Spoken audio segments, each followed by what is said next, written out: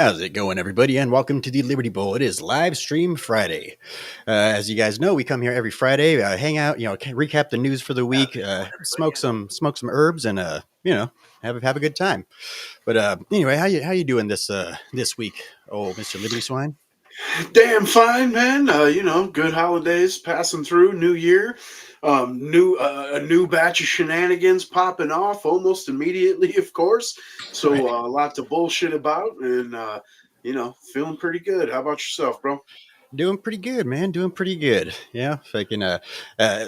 As you guys are aware, this is the first week of the new year, 2024, the year of retribution, and it's already getting off to starting off with a bang, to say the least.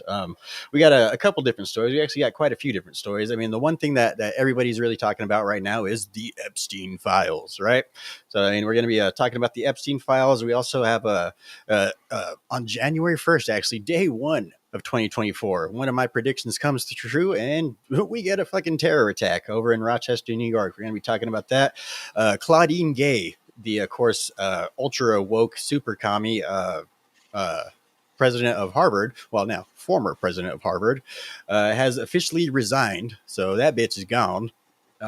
See, we got the media is now attempting to, I guess, try and go after Donald Trump. They're trying to smear the old Trumpsters and basically trying to, I guess, equate his businesses making money as the same thing as Joe Biden's businesses making money, right, off of foreign governments. So obviously, some major copium, but either way, we're going to be talking about that. Vivek Ramaswamy given a master class in how to deal with the ridiculous, propagandistic, questions, that the attempted gotchas by the legacy media. Absolutely fucking Rex. What was her name? Shit, I don't remember. It's the sir.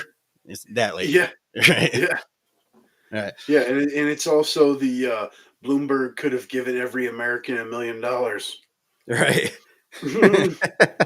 Dude, Jesus Christ, man. How the fuck do these people still get up and go to work every day? Like, Right. right. Jesus, man. Let's see. We also got Congress finally doing something, maybe. Who knows? And they're actually making moves to go ahead and hold Hunter Biden in contempt of Congress for go ahead and skipping on the deposition that he was supposed to give. What was it, like 2 weeks ago? Something like that? Yeah, 3 weeks yeah. ago? Something like that? But Yeah, when he came out and put on a show on the street corner in the fucking Capitol, yeah. right. Try to make it seem like he's just a victim and everybody's just attacking him. I'm right here. Right. I'm here to talk to them today. And then he goes and gets in the car and drives away. Right. And we also have a wave of swatting and bomb threats on different state capitals. Right, whole bunch of crazy shit. But as you guys know, it's the Liberty Bowl. So before we get into all of that, let's go ahead and get our heads right real quick. Or wrong.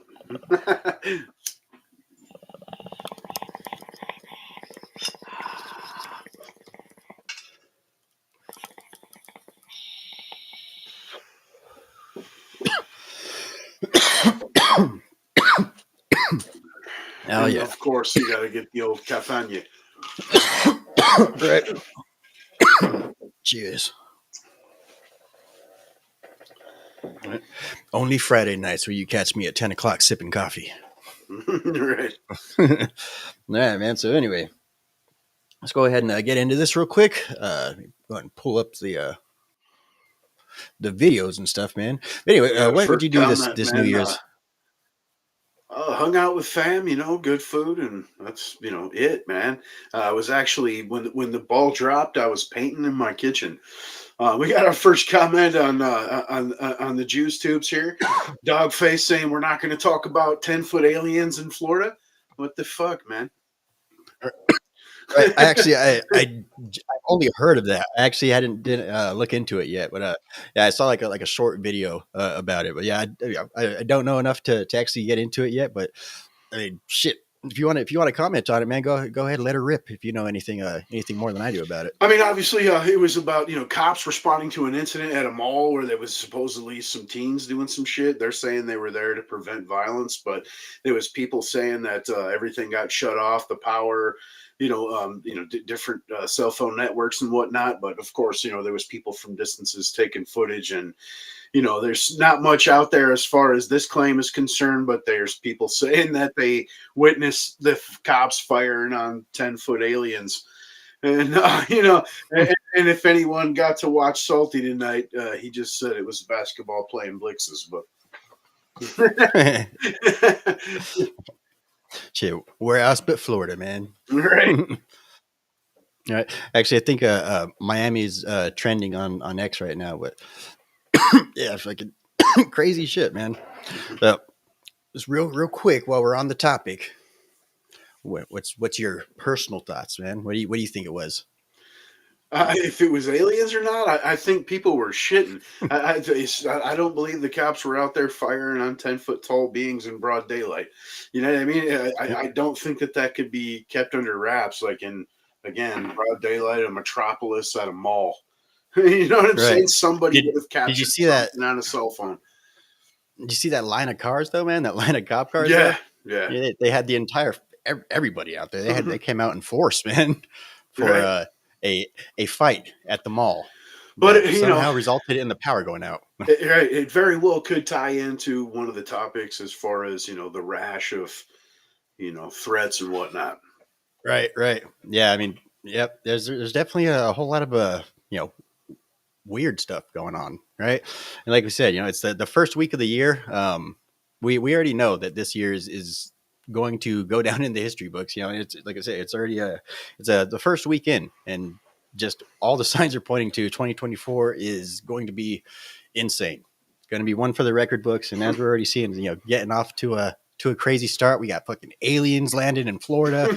Um, I don't, the one thing I do want always like to keep in mind though, man, is whenever they say anything about fucking aliens, they're trying to fucking distract you from something, man. Exactly. So every time anything relating to aliens comes up in the news, I immediately start looking at everything else, like just to find out, okay, what are you guys trying to distract us That from? was the short I sent you earlier, right? It's the same thing. You see, with the different lists of things coming out, conflicts, political strife, failures of presidential speeches tonight, right? They had to throw it off by having a huge manhunt for a J6 suspect in New Jersey. You know what I mean? Right. They roll out the choppers in full force and SWAT teams and ridiculous shit. Yeah. It's always a Yep. distraction, man. They try so hard Yeah. to make you look right over him. Right. Yeah, don't look what I'm doing over here. Look at the shiny bouncy ball, you guys. Look at it. Aliens. Yeah, freaking crazy shit, man. But all right, let's go ahead and get on into it here. We got some crazy footage here. See, for a failed New Year's Eve terrorist attack in Rochester, New York. So if you guys remember, it's about 3 weeks ago. That was actually one of my predictions for what one of the things that's going to go down in 2024. Now, just to be clear, I'm sure there's going to be a whole lot more. I'm sure it's not just going to be a this incident. I'm sure there's going to be like I said, 8 million unknown fucking people from all over the world have descended on this nation, and if you're not aware, most people don't really they're not too fond of America, especially at this point in time. So yeah, definitely some more shit to come. But I mean, let's just look at the aftermath right here. There's up here's the actual video of the stuff going down, but there's the aftermath real quick. 16 gas containers are set aside as part of the investigation. So apparently this I guess it was a concert letting out or something like that. And they just the dude came fucking barreling down trying to ram through the people. You had a car full of gas cans, and didn't he like smash into a Uber driver, fucking killed 2 people, something like that. Yeah, and like of course all the law enforcements are coming out like there's no signs of any kind of political affiliation or ideology. As far as motivations are concerned, they're saying it's not a terrorist attack, that it was a dude trying to commit suicide. But you see where he's at, and like you said, it's a venue. who knows if the Right. crashing into that other car was like by accident, if he actually meant to blow up inside of the theater, or like they're saying, just himself, man. Obviously, we'll never know, right? Right. Right. And it's like obviously like you said you'll never be able to tell, but I mean you could make the same argument for the people that were flying the planes on 9/11. Like, oh, they're just trying to commit suicides. That's all they're doing. Right. Definitely wasn't terrorist Yeah, I related. mean, Like obviously, so. you don't, I mean, how much credibility does law enforcement or the mainstream media have at this point? But of course, that's the Right. story they're running with. And one breath, they're telling you all this Christopher Wray shit, where he's telling you be on alert for terror attacks and whatnot. But then on the other breath, they're like, oh no, it's not a terror attack. Just everybody, just relax, drink Right. a 40, just party, man. Right. Everybody brings 16 gas cans with them when they're trying to commit suicide. That's completely normal. Right. Nothing to see here. Yeah. Okay. Let's go ahead and check out the video though. This crazy fiery crash here.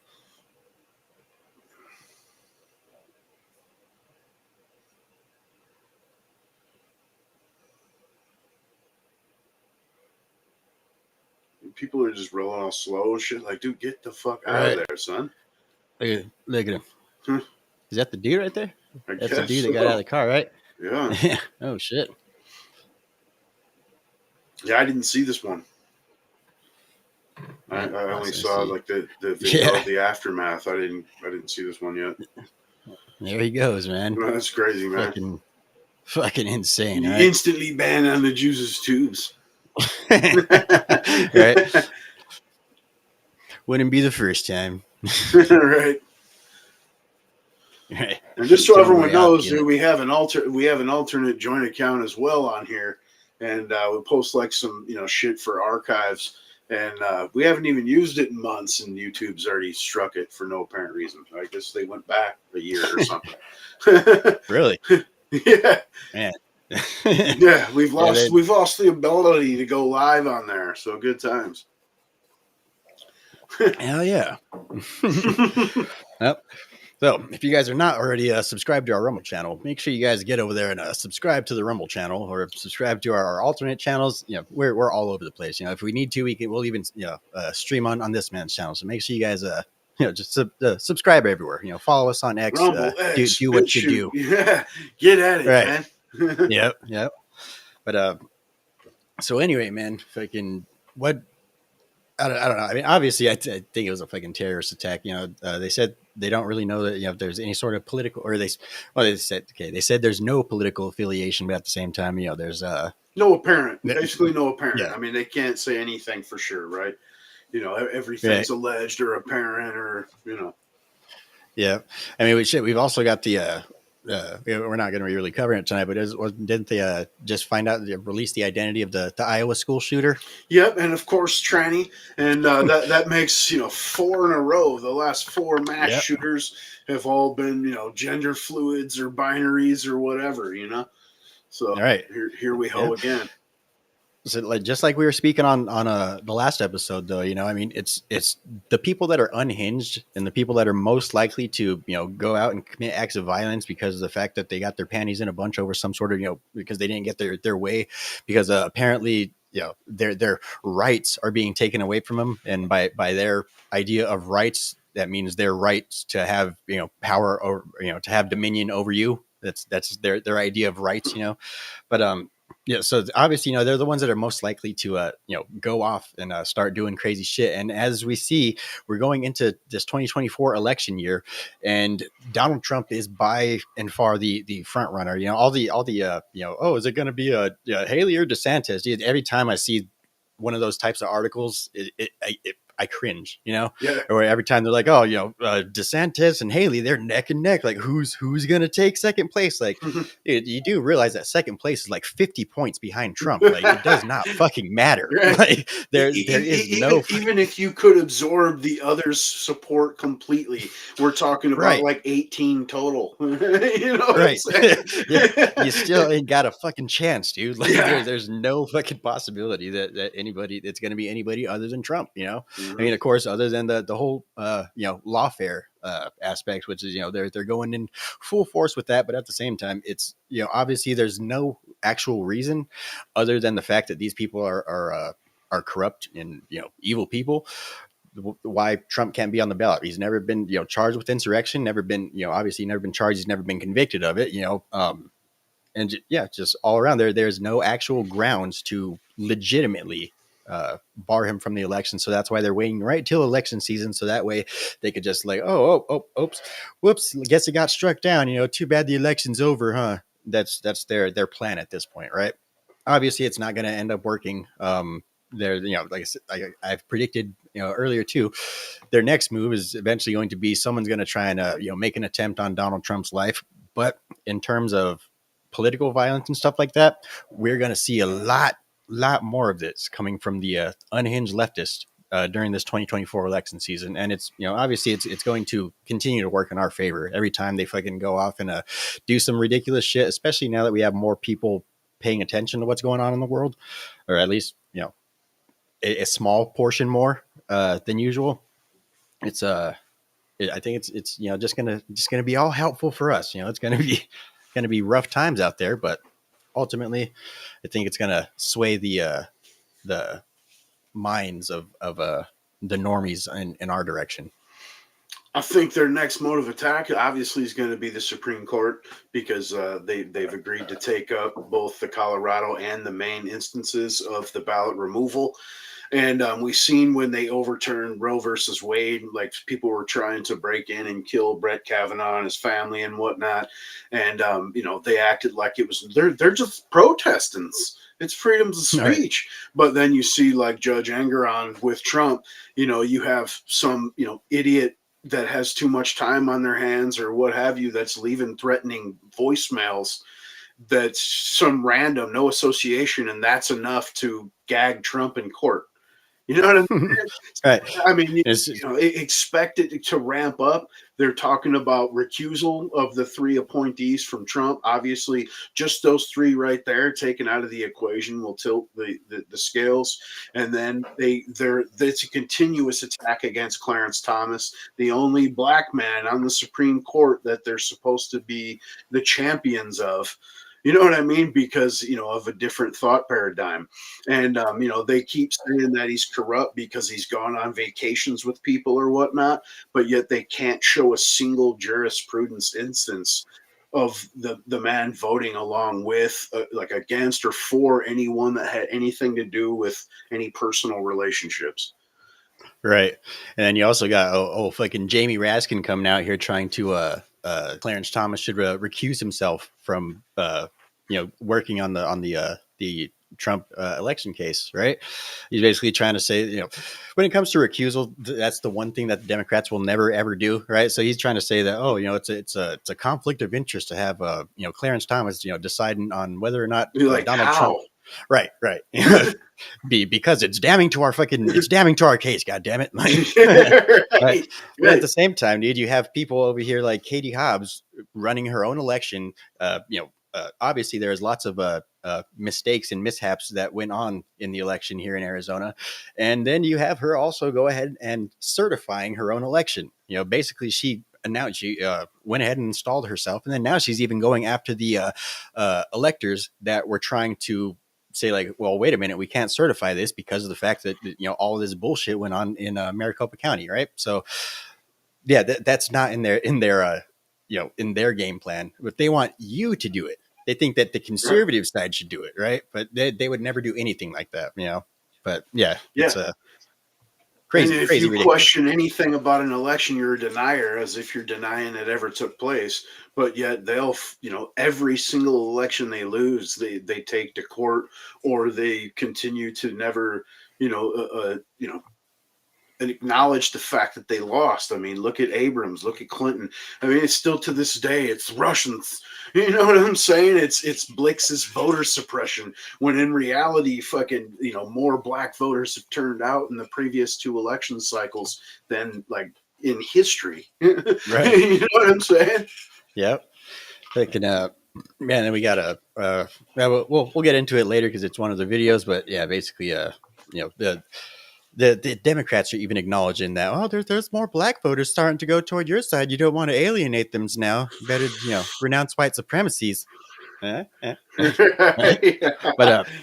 Just one more thing while we're on the topic of terrorisms, right? Look for false flags this year. Definitely look for a lot of false flags. Definitely look for some Is that people.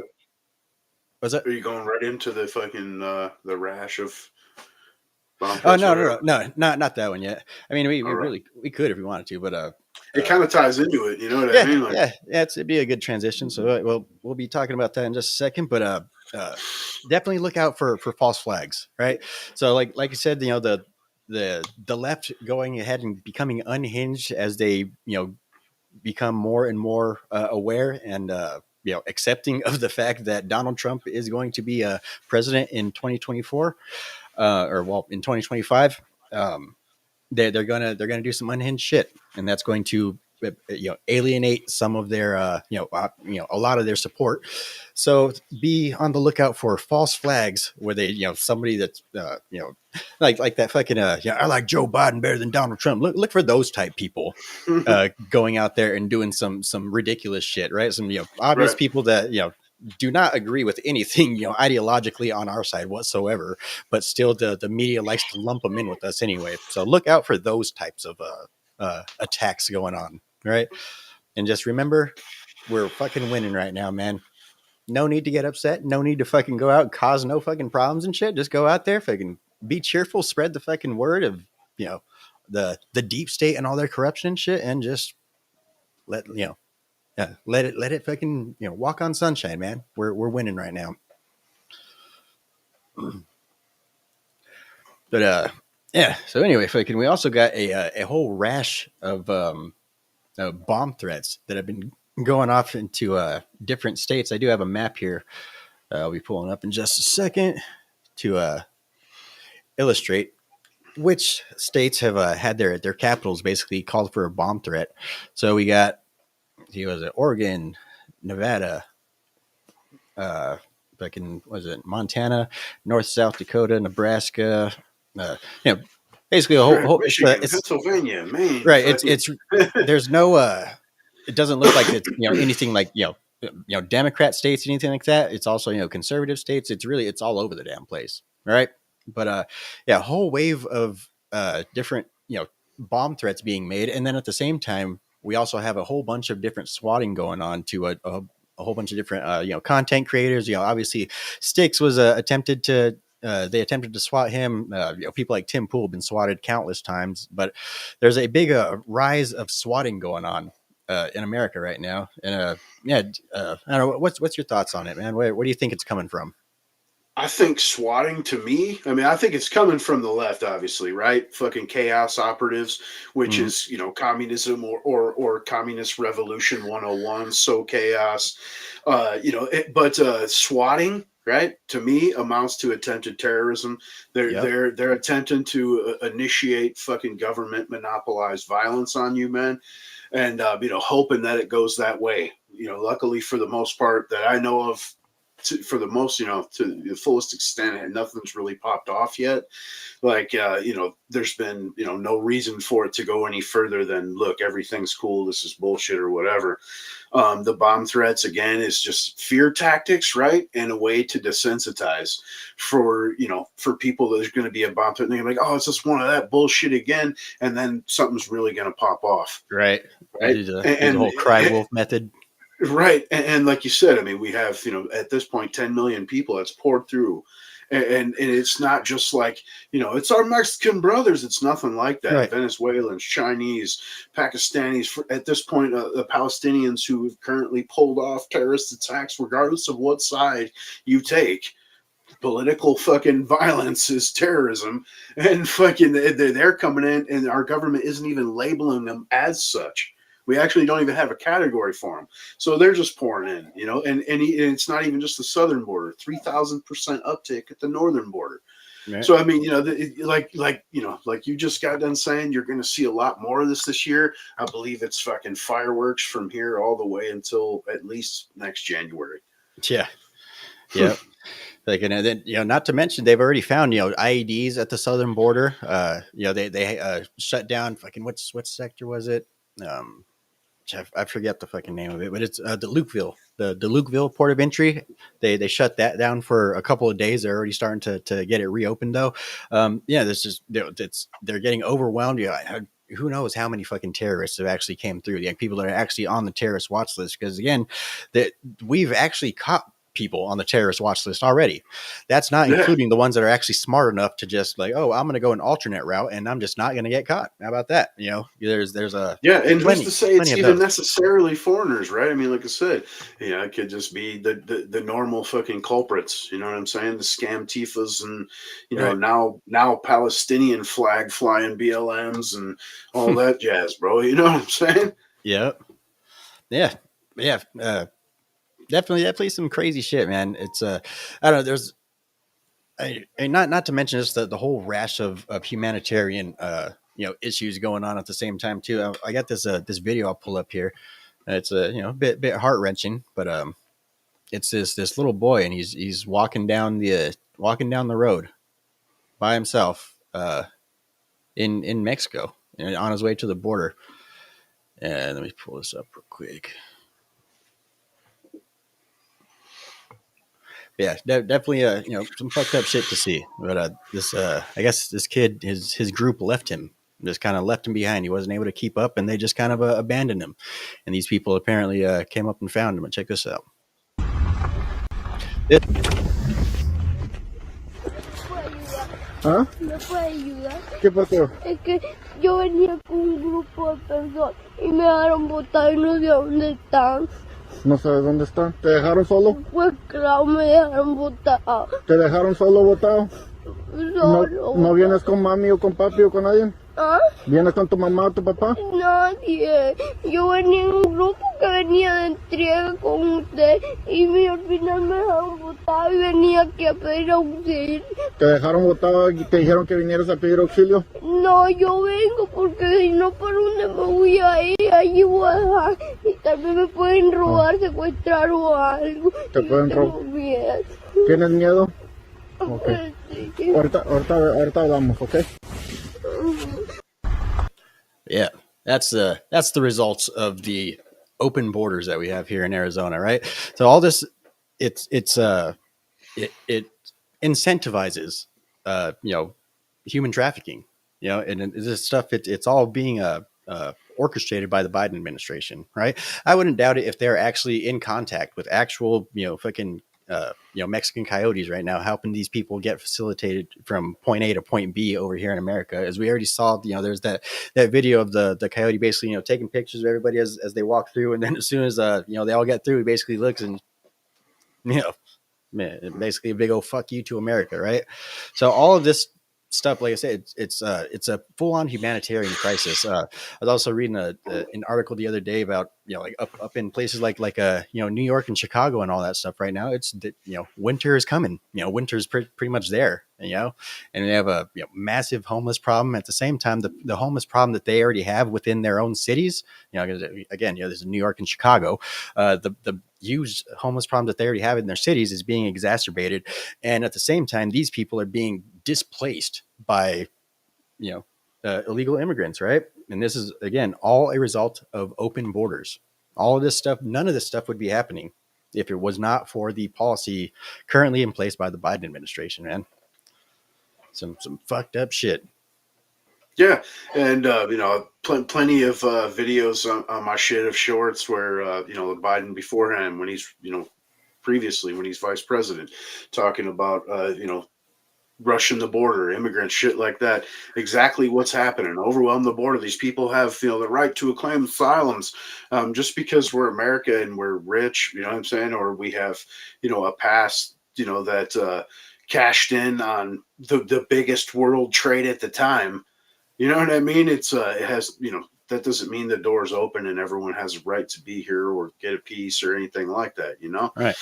And then not to mention for these people that are coming here, they're coming here because, regardless, right, besides the ones that are here for terroristic reasons, obviously, they're like, we want to live like Americans, but yet they're overwhelming the place and soon none of us are going to be able to live like Americans.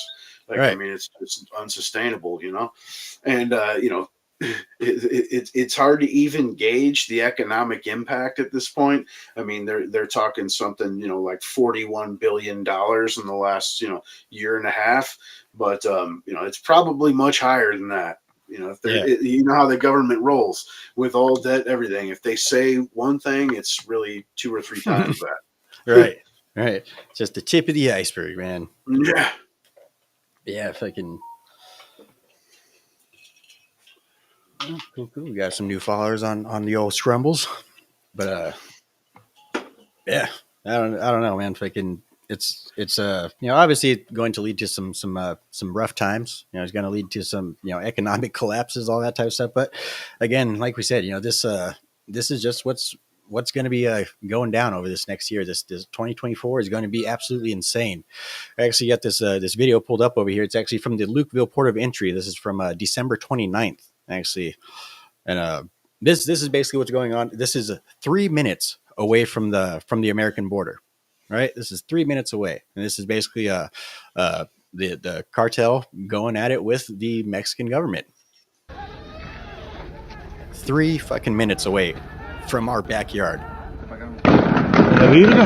Mataron uno.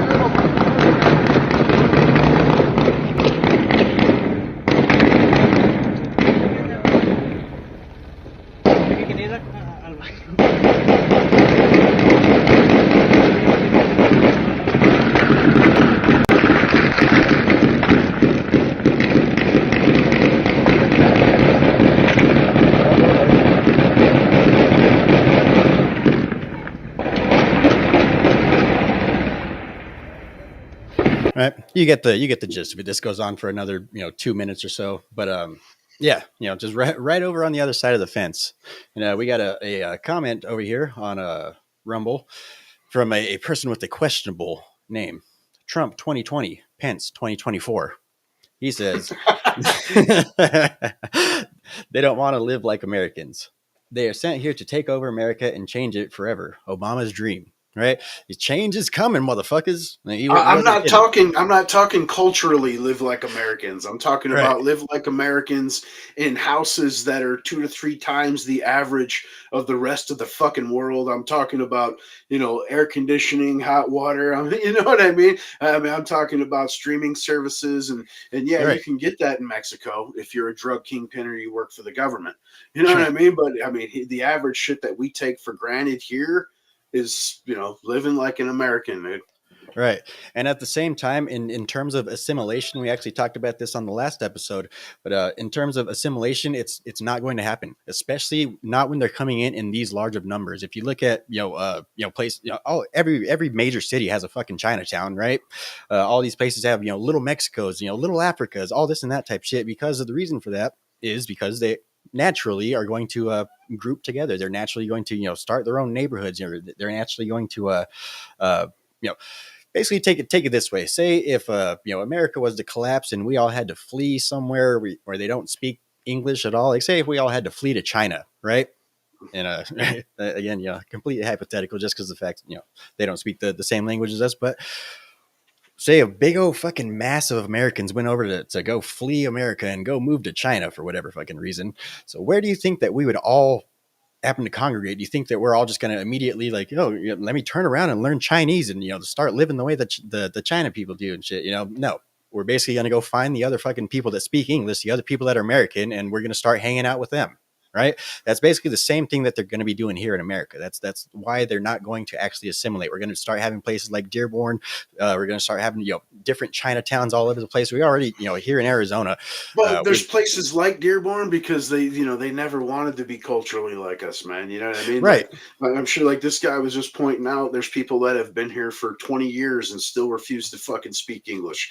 You know what I mean? And it's not because they can't, or it's because they won't. You know what I mean?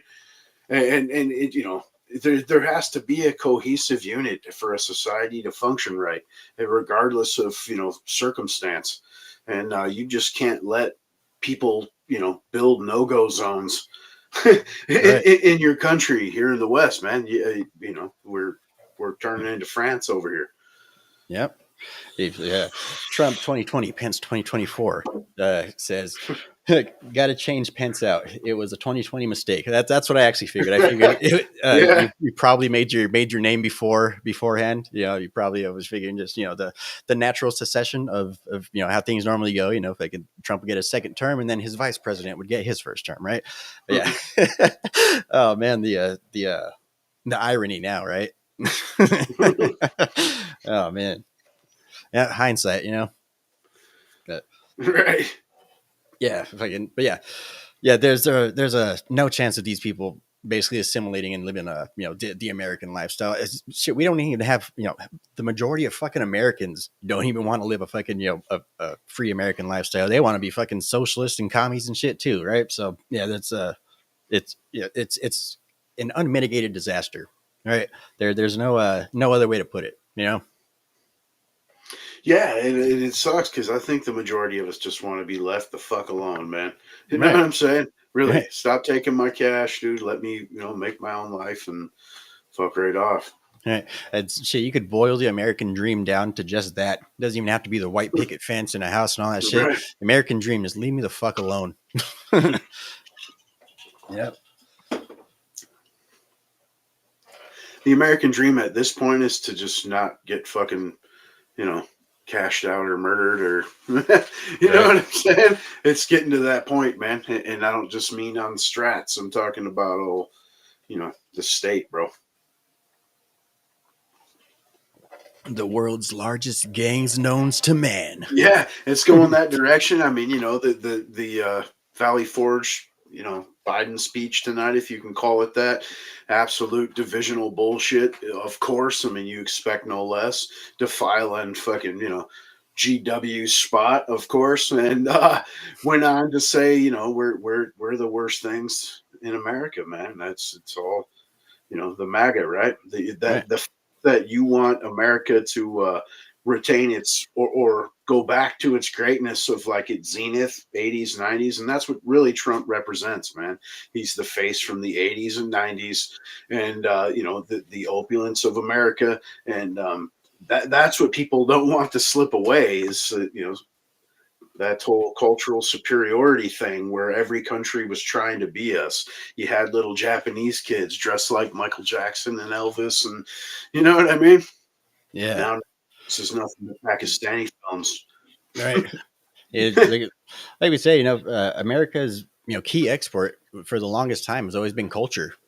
That's Yeah. Everybody wanted the American culture and shit. Nobody wants what the fuck we're selling nowadays, though. Like we don't even fucking want this shit. Like we're trying to get rid of this shit too, and it's I don't know, it was bound to eventually happen. I guess the liberal world order could only go so far, right? You could only tolerate so much to a certain point until eventually, everything all comes crashing down. And I think that's at the point that we're reaching right now. When it comes to the point where you're expecting, fucking red-blooded American soldiers to go fight so men could chop their dicks off and fucking call themselves women, I think you've took it a step too far. As we're seeing the recruiting, the military recruiting, they're having trouble, meeting their numbers.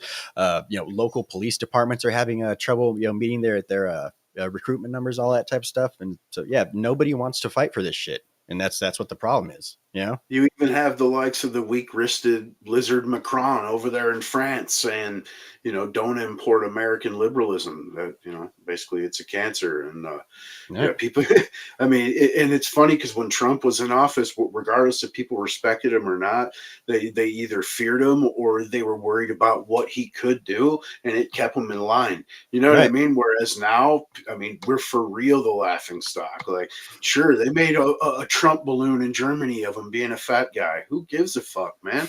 You know what I mean? They didn't want no beef. Now it's just like, dude, they're all trannies and androgynous weirdos over there. Don't even worry about it. Fighting for pedophilia, the craziest shit, man, dude. Like we're a nation that is currently fighting to protect fucking pedophiles. Like our judicial system is actively working to protect pedophiles. Like that's where America's come to. Man.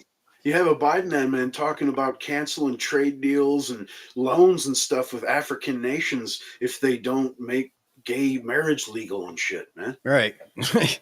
Like, absolutely. I mean, you know what I'm saying? Who are we to dictate? Like, you have to accept this because we do this in our joint. Like, you Right. shut the fuck up, man. You're trying to destroy the entire planet here, bro. Yeah.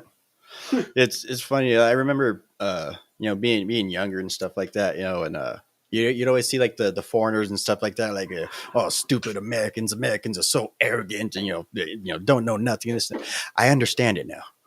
I get what they meant. Like, yeah, You're like, don't worry. Now they hate themselves. right. Fuck, man.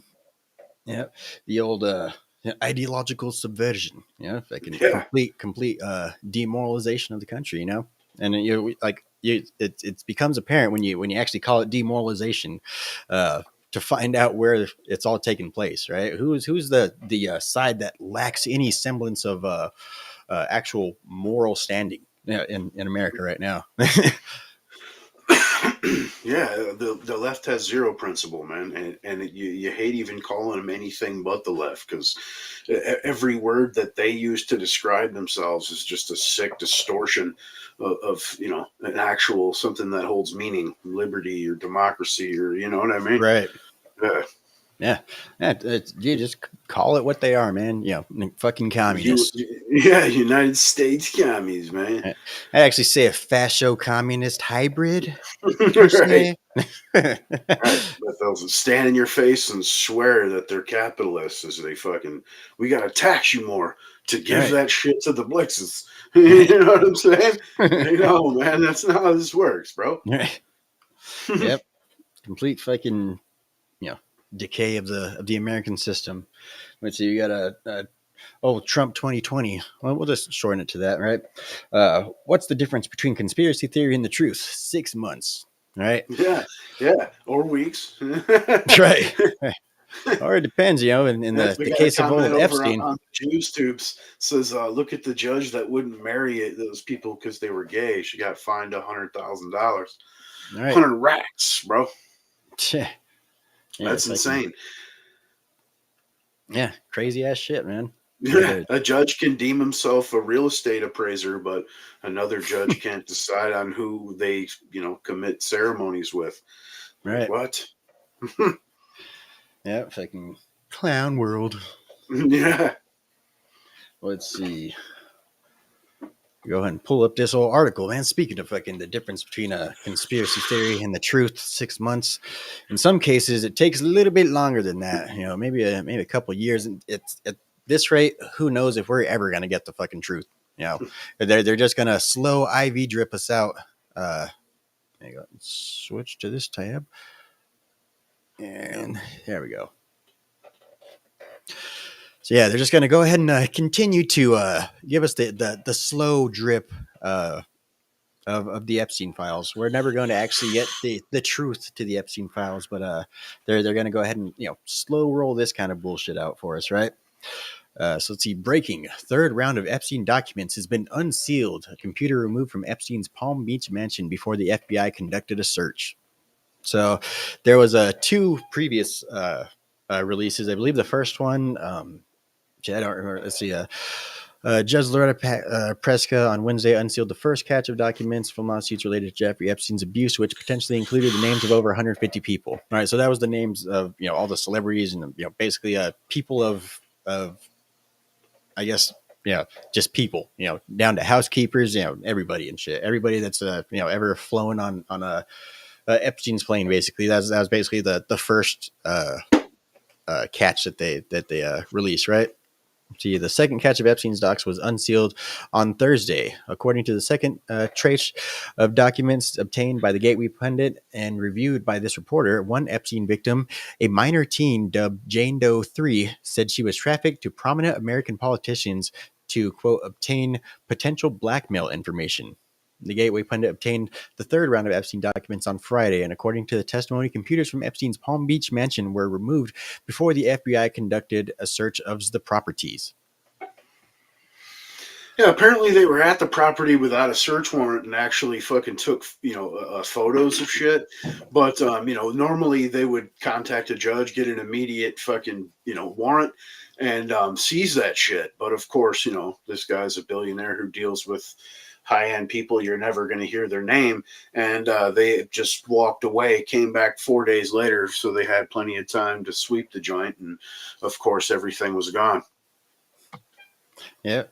Like in Joe, who do you think the actual the one redacted name was?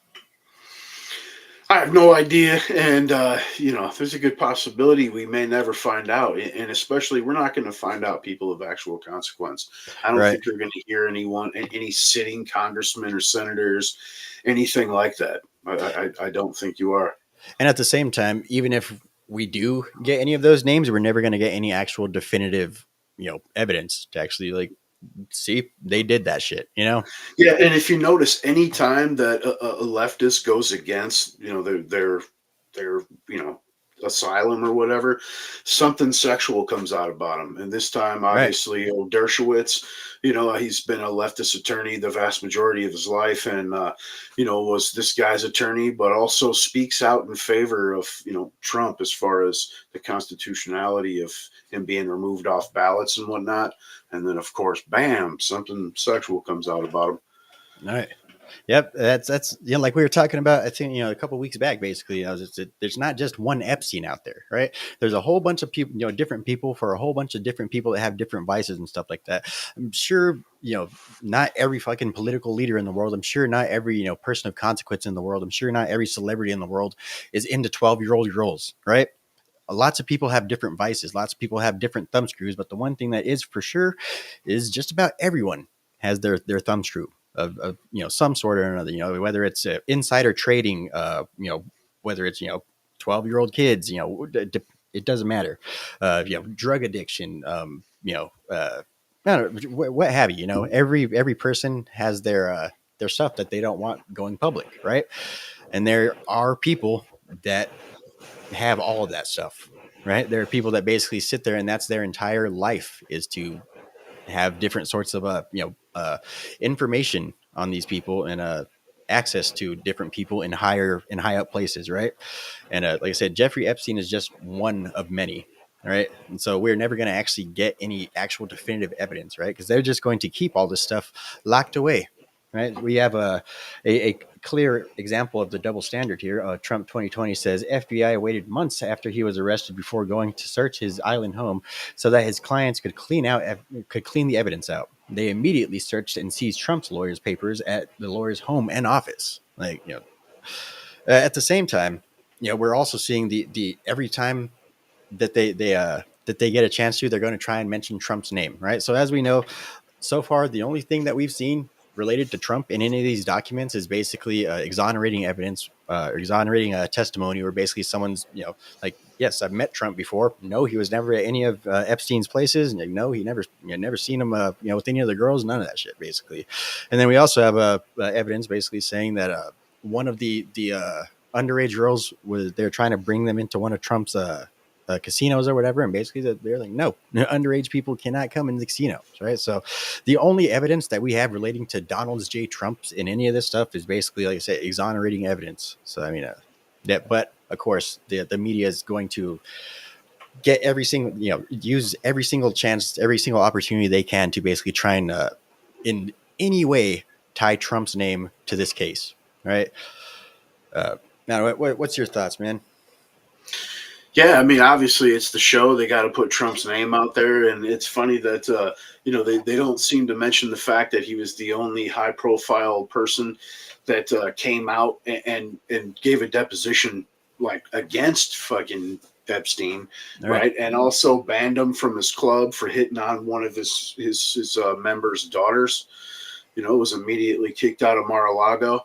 And the only association that they even have with him, besides a couple of fucking snapshots, are a flight log where he flew. It was either from New Jersey to Florida or from Florida to New Jersey, one of the two. Never went to the island or anything like that. But of course, they got to smear his name. So even though it mentions him in a positive light in these court documents, the headline is just Trump implicated. All right. Yep. Yep. And another thing that you have to keep in mind too is the people that actually have all this evidence, the people that have Epstein's black book, the people that actually have the videotapes and all that stuff that Epstein had at his island, those people, if those people all fucking hate Donald Trump, like with a passion. So if there's anything related to Donald Trump, they would find a way to leak that out to the public. They would, it would happen to like, oh, oops, I guess we accidentally left the evidence locker open, but whoopsie, guess that one tape just got released, So that's just another thing. If they had anything on Trump, they would pull it, they would find some way to get it That out shit there. would have came out before Epstein died. This Right. information was actually supposed to be released before Epstein was dead, but then it just got tied up in fucking appeals and shit like that. And obviously, you got a judge here, which seems to be the case here recently. You've seen quite a bit of it, surprisingly. A judge with some scruples that's like, yo, this is supposed to be released. We're going to do it. That's people that fucking filed FOIAs, man. Put it out there. Yeah. Like, what was Unfortunately, though, it's like it's not even like a black book situation. It's just people that were named in court dockets. Right. Let's see. Oh yeah. So my quick thought on who the redacted name is, I believe it's probably somebody from it's probably like a like world leader from like one of the Middle East countries, somewhere where it's beyond legal consequence, that their name gets put out there and stuff. Like, I don't know if you saw Timcast the other night, but when they were going through some of the files and stuff like that, it says name, Prince Andrew, redacted name, and then another prince. Literally another prince. That's all it says. I mean, really, there's actually two names redacted from it, but one name that does not appear on the list was old Jimmy's Kimmels. Right. It's like, oh yeah, dog chaser. Yeah. Don't even say that. The old Clinton painting too, right? There's who the fuck just keeps who keeps a fucking a painting of old fucking Bill Clinton in a blue dress, right? And at the same time, another painting of W, dude, sitting down throwing a paper airplane with Jenga fucking towers knocked over. You know what I mean? Yeah, fucking weird ass shit, man. Yeah, some symbolism, man. And of course, the Clinton dress is the blue dress that had the fucking semen on it, man. That's old Monica Lewinsky's dress. It's fucking great, man. Right. But yeah, he's a weird dude. Right, and then we did also have from the Epstein files, they did say what was it, fucking old Clinton liked him young, and obviously young in the mind of Epstein is probably a different story than what we would consider to be young. So I mean, it's a whole lot, like the part that really gets me the most, like I said, this is all sitting in some fucking evidence locker somewhere. All of the actual hard fucking, damning evidence is all sitting in an evidence locker somewhere in the hands of the United States fucking government.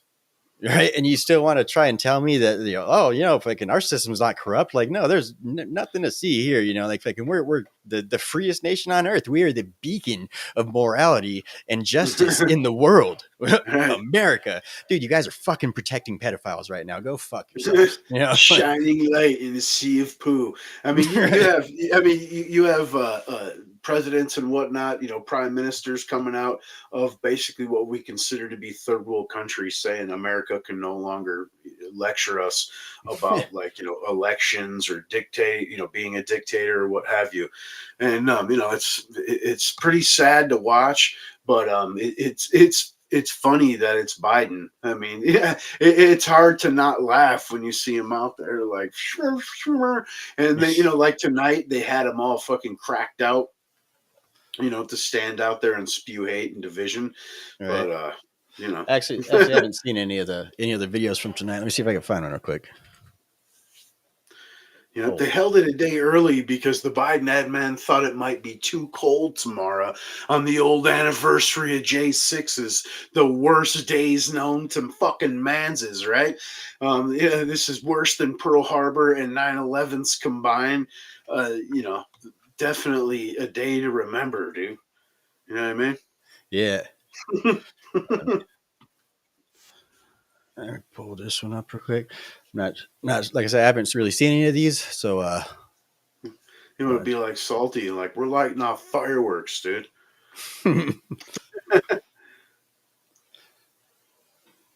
Over 140 police officers were injured. Jill and I attended the funeral of police officers who died as a result of the events of that day. Because of Donald Trump's lies, they died because these lies brought a mob to Washington. Over 140 police officers were injured. So he's basically doing the Soul of the Nation part 2, right? Yep. Yeah, it's like I said, absolute division, trying to stoke it. Keep saying all these police officers were injured and they died. Nobody died as a result of J6 except for fucking Trump supporters, man. You know what I mean? Yeah. And you know, especially the one cop that they say he died as a direct result, they keep saying his name. And there's video that since Mike Johnson released, you know, the footage of that guy walking around after they're already saying, you know, he was killed. This is after the mob had already dispersed. And he's in there walking around, helmet off, fine, like totally conscious, no blood on his face, bleeding, nothing like that. You know what I mean? Yeah. And then because you got some guys that stood up on the stand and sold their soul to cry like bitches for, you know, to be on the talk show circuit or whatever, you know, it's like I said, worst say no chances. Right. Didn't you just send me an article right beforehand, right before we started streaming, basically saying one of those Capitol police officers from the January 6th, the anti-Trumper, is running for Congress? Yeah. Yep. In Pennsylvania, I think. Yeah, I didn't get to read the article, but yeah, they can. I don't know. Yeah, maybe in Pennsylvania wants to restore. He saw firsthand an attack on democracy, dude. You know what I mean? And he really wants to put a stop to us MAGA types, bro, because we're fucking the most extreme Z threat the fucking country's ever seen. All right. And I saw firsthand an attack on democracy. Like it was so firsthand that I was the one doing it, man. I was out there throwing stinger grenades into crowds, man. Like I was getting people riled up and shit. I opened doors. I let people in, dude. Like it's such as a lot of voters do that regardless of what you show them, they're going to be like, that's not real. That's that, you know what I mean? And then another section of voters that just don't even want to see it. They're like, they refuse to even watch shit or anything that goes against, bro. Yep. Yeah. If like it's the brainwashing. It's crazy to actually see, you know, like how deep it actually goes, you know? Like, yeah, I remember like you always hear about, you know, like people getting like brainwashed into cults and shit like that. Like, you know, like on like, you know, TV shows or documentaries and shit like that. But like, it's crazy to see it on this fucking scale. You know what I mean? Yeah. While they point the finger at you, like you guys are maggots cults. And dude, it's literally like, you know, like I said, Return America to fucking its zenith of jobs and, you know, production and manufacturing here and looking out for like here. Right. Like the American government should be like looking out for the Americans, right? Like, they should like prioritize us, right? Yeah, I got a good clip here recently where it's you know, a chick being grilled that they're trying to, you know, of course, push through an agenda for Biden, asking for money to secure a border in Qatar. Yeah. It says again, you know, the number surpasses 10 million. That's crept over ours. You know, more of your tax dollars to support, you know, a foreign country's fucking border, but you know, you're racist. We also got fucking Joe Biden basically trying to, you know, obviously, you know, that's their thing is basically place the blame on the other guy, but basically trying to say that the border problem is because the Republicans won't give him the money to fucking to do anything about it. Like, dude, it's a policy issue. It's purely a policy issue. That doesn't matter how much fucking money gets sent down there. It's a 100% policy issue. Right. Like if you just stop letting them in, if you tell them like actually illegal immigration is illegal, well then the fucking problem then, huh? Like, dude, I forgot to tell you the other day, I was coming through, you know, Tubac down there and going through border check, right? 2 times. And bro, they're not even working. They're just hanging out inside of the little trailers, man. There's no dogs out there. There's nobody standing with the flashlight. Even if you're getting waved through with the flashlights, huh? Nothing. You know what I mean? Well, we have to use all that insane. manpower for processing and paperwork. Right, exactly. The entire border patrol has become fucking pencil pushers and fucking court date setters. Yeah, and making sandwiches, dude. I heard Right. about that too. Like high-ranking officers, man, fucking making sandwiches. Got them in there making sandwiches for fucking illegal immigrants and shit. Dude, like, yeah, that's your hard fucking American dollars at work, right? Yeah, and dude, I don't give two shits who gets mad about this, how many people click off because of it, what have you. Dude, you do that kind of shit, you're just following orders, dude, you're just as culpable, man. Yep. I give two fucks, dude, right? It was the same way with the Nazis, bro. They didn't get away with, I was just following orders, man. Those guys went through fucking military tribunals and were put to death and shit. You know what I mean? And here they're like, we're just following orders. No, you're fucking help. You're orchestrating the destruction of the country that you're being paid to protect, man. Yep. Yeah. Fucking, you should have more fucking sense to actually be aware of what the fuck it is you're doing, you know? Yeah. And it's, I got bills. I mean, dude, you can get another fucking job. Right. You know what I mean? There's absolutely no way that my boss could make me do some shit that I felt was deeply immoral. Yeah. Yeah, definitely, man. And I think we might, you know, we're probably actually seeing that, you know. I mean, like we said, you know, they're having trouble getting their recruitment numbers up in police departments, and you know, like in border patrols, they're, you know, having trouble getting their recruitment numbers up in military. Basically, nobody wants to work for the federal government right now. You know, nobody wants to work for the government, period, at this point, you know? But the funny thing about that is how Biden keeps running around claiming we created over 14 million jobs when we know like about 12 million were returns from COVID. Well, the vast majority of the over 2.5 million he did create, which is a lot of jobs, don't get me wrong, are government, bro. That's right. You know what I mean? Like new IRS agents and shit. Yeah. To fire on people in case they don't want to give up their money willingly. Like, yeah, exactly. We're going to tax you to have some agents that are going to come kill you. Right. Good times out here, bro. Exactly the fucking admin that the founders warned you about, fellas. Yep. Right? He's like the people they warned us about. They warned us about people like you. It's with great disdain I come to warn you, gentlemen. Weak men have created hard times. Right. The circle of life. Oh, fuck.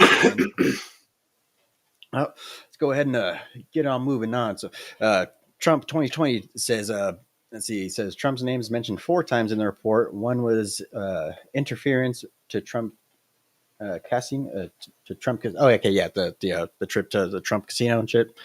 Yeah, that's basically when you were saying. Basically, was it like New York or New Jersey to Florida, something like that? Yeah, one of the two. Right. And then let's see, it says Bill Clinton's name's mentioned over 50 times in the report.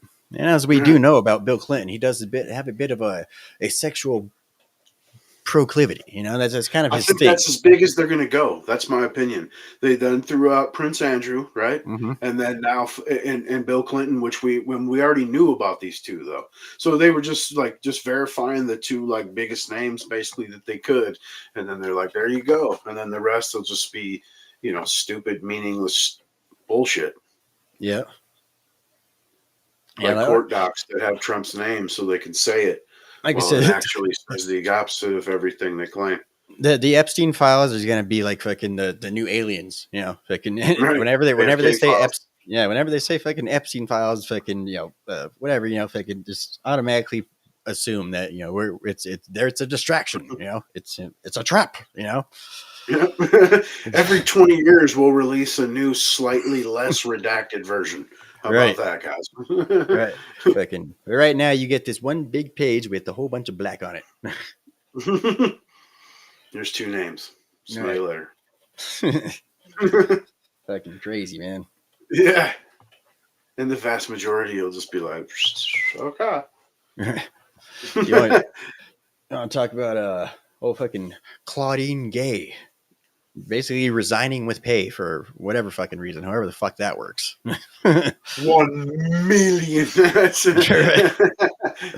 Yeah, so as you guys know, Claudine Gacy's the person. She went viral fucking a couple weeks back for basically her testimony before Congress on the topic of anti-Semitism at these Ivy League universities, right? So it was MIT, Harvard, and I forget the other one that was there. But the presidents of these three schools basically went and gave a testimony before Congress, basically on the state of anti-Semitism on their campuses. As we know, these places are fucking brainwashing facilities. These places are pure indoctrination camps. These places are pure communist fucking Frankfurt ideology. indoctrination. Right, like to the fullest. This is the pinnacle of fucking indoctrination. This if you want to be fucking the next Hillary Clinton, or you want to be the next fucking Joe Biden for whatever fucking reason, you definitely got to make sure you go to fucking one of these types of schools, right? And I think it was Yale, wasn't it? Yale, the other one. I can't remember. I was thinking Stanford, but you could be right. Right. Yeah, I don't know. One of the Ivy League schools, right? So basically, they cannot condemn or even decide whether or not calling for the genocide of the Jewish people is a bad thing or not. They can't decide whether or not that's hate speech, but just the existence of Alex Jones or the existence of fucking anybody on the conservative right, Ben Shapiro, no, that's fucking hate speech right there. Like, he's definitely not allowed here. Like, and keep in mind, this school got the lowest score when it comes to in terms of free speech on campus, right? So they try to turn around saying like, right, yeah. And so they tried to turn around and say, oh, like it's we're about free speech and all this and that. Like they have a right to protest and all this and that. There's no action that's been taken yet. So basically what they're trying to say is like, well, and until they start genociding the Jews, we can't say that's their free speech, right? Yeah. Until speech becomes action, right? saying fucking there's two genders is hate speech that equates to fucking violence. It's practically But murder. saying genocide to a religious fucking sect is that's perfectly okay. And it's the normal fucking, and I don't want to say double standard, right? It's the single standard. It's fucking us versus them, man. And that's how it is. The left, everything that you think or say is unacceptable and should be censored because it's extreme hate speech. And everything that they say, I mean, you see, they peacefully protest, right? It's it's always the exact opposite, man. The old flippy floppy. Yep. I said a flip, flap, flip it, and a flip. Peas are cold and chicken tastes like wood. Boom, copyright, dude. Fucking out of here, bro. YouTube. It's a cover, man. It's a parody, bro. It's a tribute, man. Right? We're huge fans, man.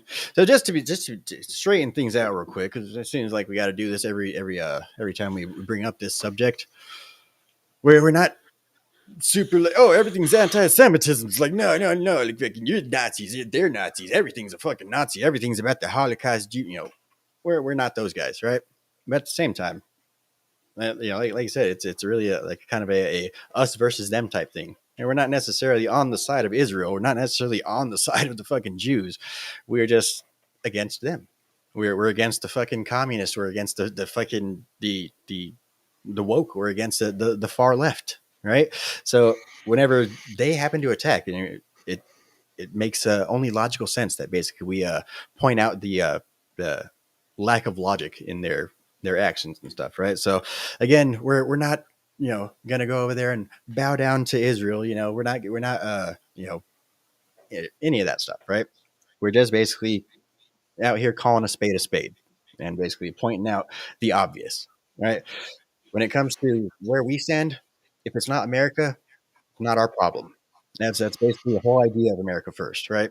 So yeah, just want to clear that up right quick. Yep, I don't give two shits when it comes to old fucking Palestine or fucking Israel. I don't have a dog in the fight, but I think it's either free speech across the board or totalitarian fucking censorship across the board. There's no in between, right? There's no hypocrisy. I can say what I want, but you can't say what you think. Like, Right. not cracking. Not cracking. So if calling for genocide of these people is not hate speech, then I should be able to fucking call for genocide on you, on the trannies and fucking whatever, dude. And Well, it's not hate speech. Well, if you ask them, we've been calling on that. We've been calling for that for Right. decades now. Right? We've actually been Right. committing it for decades now. For MAGA, right. dude. Don't you know? People are scared of that hat. I'm scared of that hat. Well, you should probably fucking stay inside and maybe consider getting a helmet. Right. Kill yourself. Right. Yeah. You got problem. You got Go to bigger Canada. problems They than my got the hat. MAID program. It's Right. what I hear. It's really popping off. Right. Yeah. So another thing to note here, Claudine Gay was only president of Harvard for 6 months. A grand total of 6 months that she made it as president of Harvard before she is basically kicked to the curb. And keep in mind the whole anti-Semitism and stuff like that. It doesn't have anything to actually do with the reason. Well, allegedly, it doesn't have anything to do. I mean, you and me, between us, I'm pretty sure that's what got the ball rolling into looking into it. But the actual reason that she was basically forced to resign was due to issues of plagiarism. Right. So apparently some of her, her papers and stuff that she wrote, she took like almost like half pages of different writers and did not quote them, did not cite them, anything like that. So basically Slightly change the wording. from what I heard, a lot of it was verbatim even. Yeah, Like I saw a lot of it. I mean, she would literally change like one word in a paragraph. You know what I'm saying? It was really crazy, man. Right. I mean there's the whole debate going on right now about like AI and stuff, and like fucking the people are having AIs write their papers for them, and then now they don't know what the fuck they're talking about because of the fact that they didn't actually research anything because they just had AI write their paper. This is basically worse than that, right? This is provable. I mean, this is like I say, it's the one of the oldest forms of I don't even know what oldest form was, just the oldest some of the oldest intellectual property theft, man. Right. You know what I'm saying? Yeah, just some of the worst forms of fraud, I guess. And so basically she was exposed as a fraud, and the chickens came home to roost. The funniest part about it is how the left is taking it. So essentially their take on it now is the conservatives have just gotten a new weapons in the wars against the liberals and stuff. Apparently now they're weaponizing plagiarism. As if we invented plagiarism just to go after Claudine Gay. And of course, they're if you ask them, the reason why we're going after Claudine Gay in general is because she's a Blixes. Right? Right. Yep. Fucking hilarious shit, man. That's again, like I said, it's a time for celebration, guys. We're winning. Apparently she's totally underqualified, man, and she's been over there at Harvard for like 20 years, has only written fucking like less than half of the journalistic works that the average professor there would fucking put down. Never authored any books or anything. Like, pure fucking diversity hire, obviously, man. Right. And she's totally not gay. She's married to a limp-wristed white guy. Don't worry about it. Not that I give two shits, but they have to point that out. You know what I mean? Like that was, one of the things about people. They're calling her gays. You know what I'm saying? Like, who cares, man? No one gives a shit. Right. I guarantee you, though, she pegs him at night. And without a doubt, you could guarantee that. Yeah, and I believe her, lack of protection, for the old Jews is actually, had that set it off as well. For the simple fact that you had some donors pulling about somewhere now close to $2 billion in donations. Right. From fucking the Harvard endowment, man. So, they had that going for us. So they basically had to find a way. But hilarity, right? Weaponizing plagiarism as if, that's to me, it's not just to protect her that they're doing this. The obvious reason is to protect Joe Biden's. Obviously, I'm sure we both have plenty of archive clips of the previous times Joe Biden tried to run for president and was called out for being a lying sack of shit, a plagiarist, not only in writings, but verbally. And, so of course, they got to roll that shit out like it's a weaponizations. It's a clown world shit, man. Right. Yeah, if I can, I forgot what I was going to say. I had a brain fart. But yeah, either way, man. Oh, Claudine Gay, she gone. All right. Yeah, but she's really not. She's not the president anymore, but she's a tenured professor. So she ain't going nowhere, man. You know what I'm saying? I just remembered what I was going to say. These communists over here, they're thinking that they could fucking, play this, donor game and all that type of shit. Fucking the Jews have been doing this shit for fucking generations, way before you guys fucking started taking over the colleges, man. They've been infiltrated the fucking colleges, man. They've already had control before you. They're allowing you fucking communists to fucking get in there and start to plant your tentacles. Now you're going to go ahead and start turning around being, fucking pro-Palestine and all anti-Semitism. Of course they're going to pull their fucking money out, dude. Like, what the fuck do you think, man? I say they've been in this game a lot fucking longer than you guys have, Yeah, the people they've been in the subversion game for years. Factory. Yeah, they've been the Frankfurters for forever. Right. Let's not forget who the Bolsheviks were, man. Right. Yeah.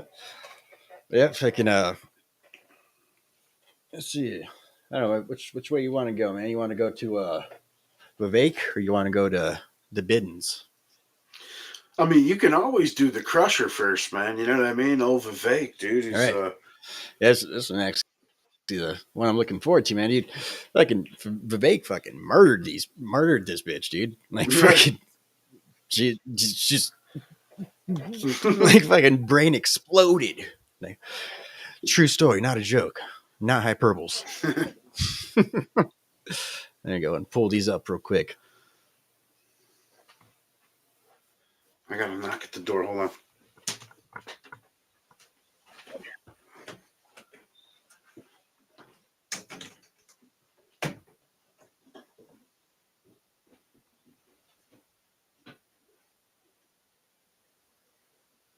All right, let me go and pull this video up for you guys real quick.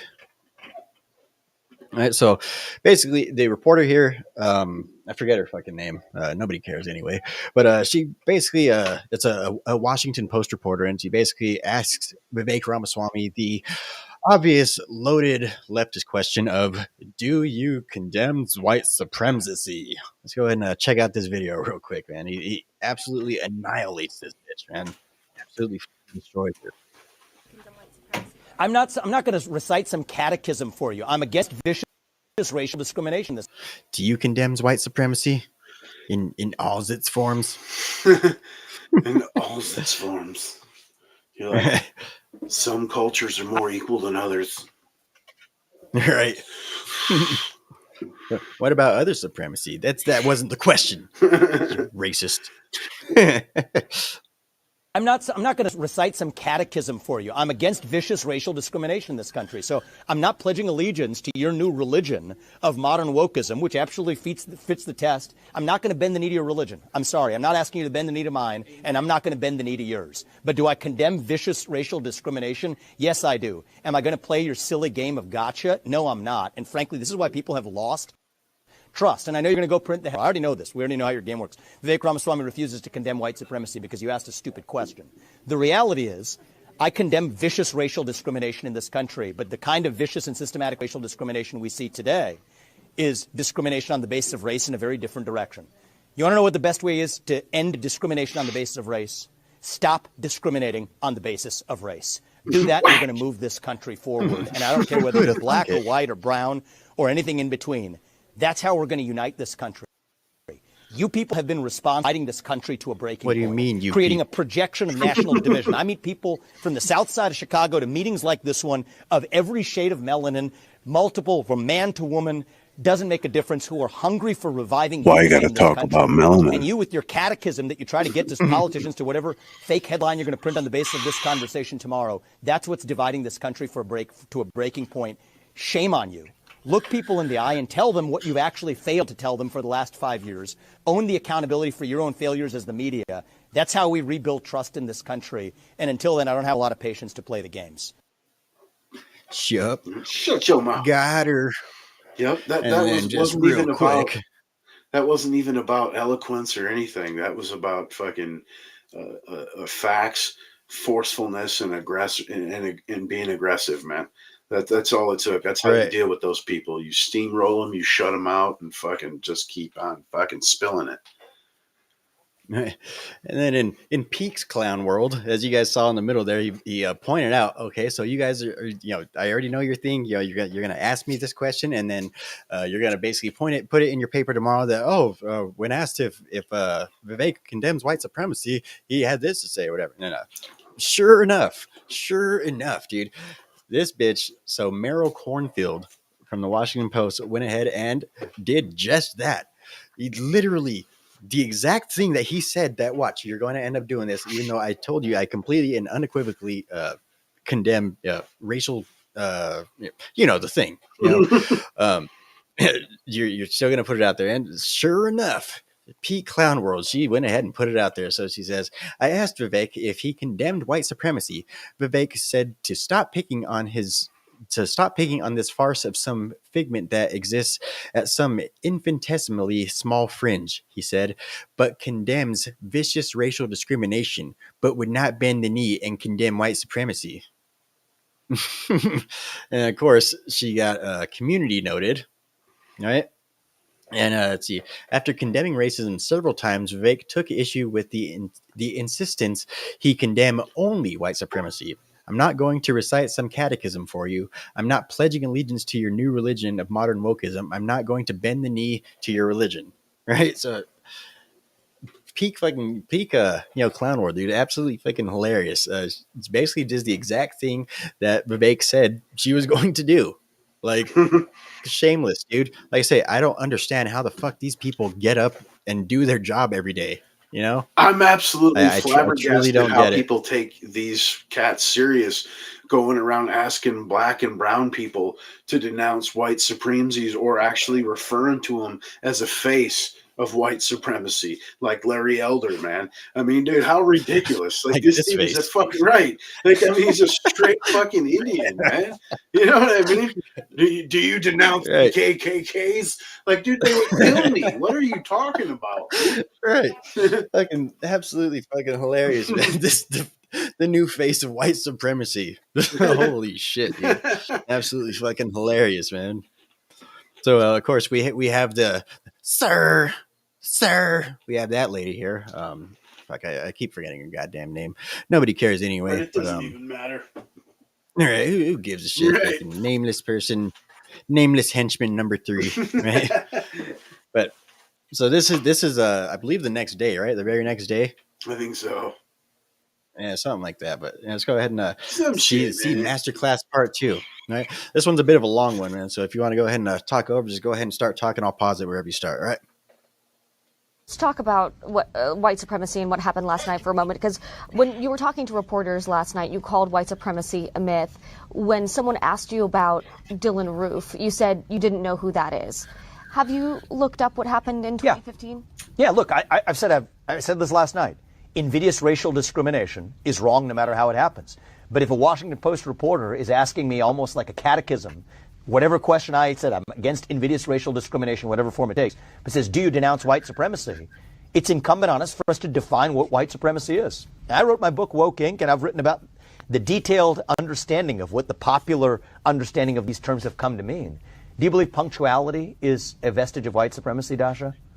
Look, because if you don't, then you have a disagreement about many of the people who are defining those terms, or the written word, or the use, or the nuclear family. These aren't my words. These are the words of intellectual proponents from Ibram Kendi to the Ayanna Presleys to BLM that have said these are vestiges of white supracy. So Mr. we can't have it both ways. What you do, though, we have to have an honest discussion. Straw man arguments. Last night, you brought up Jussie Smollett as the best example of white supremacy. Was the hottest thing in news in the back of a fake actual attack on him. Period. What the fuck? All right. Right. Yeah. Fucking, the whole Juicy Smollett thing. Yeah. These people are fucking insane, man. Like I said, their whole thing is victimology.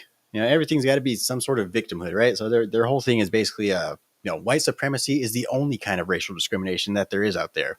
So basically, like I said, it's all victimology. It's all, absolute fucking ridiculous shit, man. It's the long game of fucking division. Right. Fucking major white supremacies right here. Klanmen. Him that we have to contend with. And yet you have examples like the Buffalo shooter in New York just in 2022. You have other examples. But you are also cherry picking when you bring up Justice Smollett. I'll look at all of the statistics. More black on black crime. If you really care about actual crime against black Americans, let's get to the root causes of it in the inner cities of this country. The Anti-Defamation League tracked a 38% increase in white supremacist propaganda last year. Who's tracking that? The Anti-Defamation League. Yeah, the ADL. I don't think is a particularly credible. The ADL, and so the ADL, obviously clearly not race grifters whatsoever. You guys don't think that. Why would you guys even be thinking that, man? You guys clearly Nazis, clearly white supremacists. The ADL. That's basically who she chooses as her source for the numbers of racial discrimination, right? So according to the ADL, fucking black people are killed at fucking 30% rate. Remember that one fucking dude that got crushed on the Twitter live stream, basically. Yeah, fucking those where you get those types of numbers from, is from the ADL, man. Yeah, I mean, and everything to them is some type of racisms, man. They labeled Stefan Molyneux, a philosopher, as a white supremacist that uses math and statistics to further white supremacist fucking propaganda. Math and statistics, bro. Right. It's insanity. That's wizard. That's some wizardry. some sort of Klan's black magics. Source when they have cherry pick information. When we're talking, I would suggest look at there's a table, 2x2 table, a federal law enforcement data, which you could say what you do. Maybe we shouldn't believe that either. But look at black on Asian crime, black on black crime, the FBI hate crime statistics. That's a law enforcement agency. 59.1% was based on race, ethnicity, and ancestry, saying hate crimes rose 12% between 20. Right. So hate crimes. Let's go ahead and talk about hate crimes real quick. So he basically breaks it down here that hate crimes is really subjective law. Right. It's basically at the whims of, whatever the judge decides. If the judge decides it's a hate crime, it's a hate crime. Not to mention, just because it's a hate crime doesn't mean a white person perpetuated it and fucking it was, you know what I mean? Right. Like, right. Yeah, so it's basically based off the classification. I mean, I'd be dying to know whether or not the fucking trans manifesto shooter, which he's going to bring up here in a second, if that was classified as a hate crime, right? I mean, because obviously it was done based off of racially, motivated, even ideologically, spiritually motivated. The fucking Tranifesto fucking killer basically went in and killed these children because they're white and they're Christian. The only fucking reasons, right? And because they're fed this full-on fucking propaganda that this critical race theory, this idea of hate speech and all this purely subjective patriarchal suppressions. Right. All of this, basically logic based on feelings, irrationality based on feelings that the left pushes constantly. That's what they're going off of, right? And so, does that actually count as a hate crime? And I'd love to know. Yeah, they say some weird shit. Like they be telling you that you should listen to feelings over facts because feelings are real. They're one step away from the spirit, man. All right, you guys are fucking retarded. Right. 2020 and 2021. Look at the absolute crimes themselves. What they classify as a hate crime is itself a political judgment. I think that when you actually care about protecting life, if you want to say Black Lives Matter, let's look at where Black lives are actually being lost.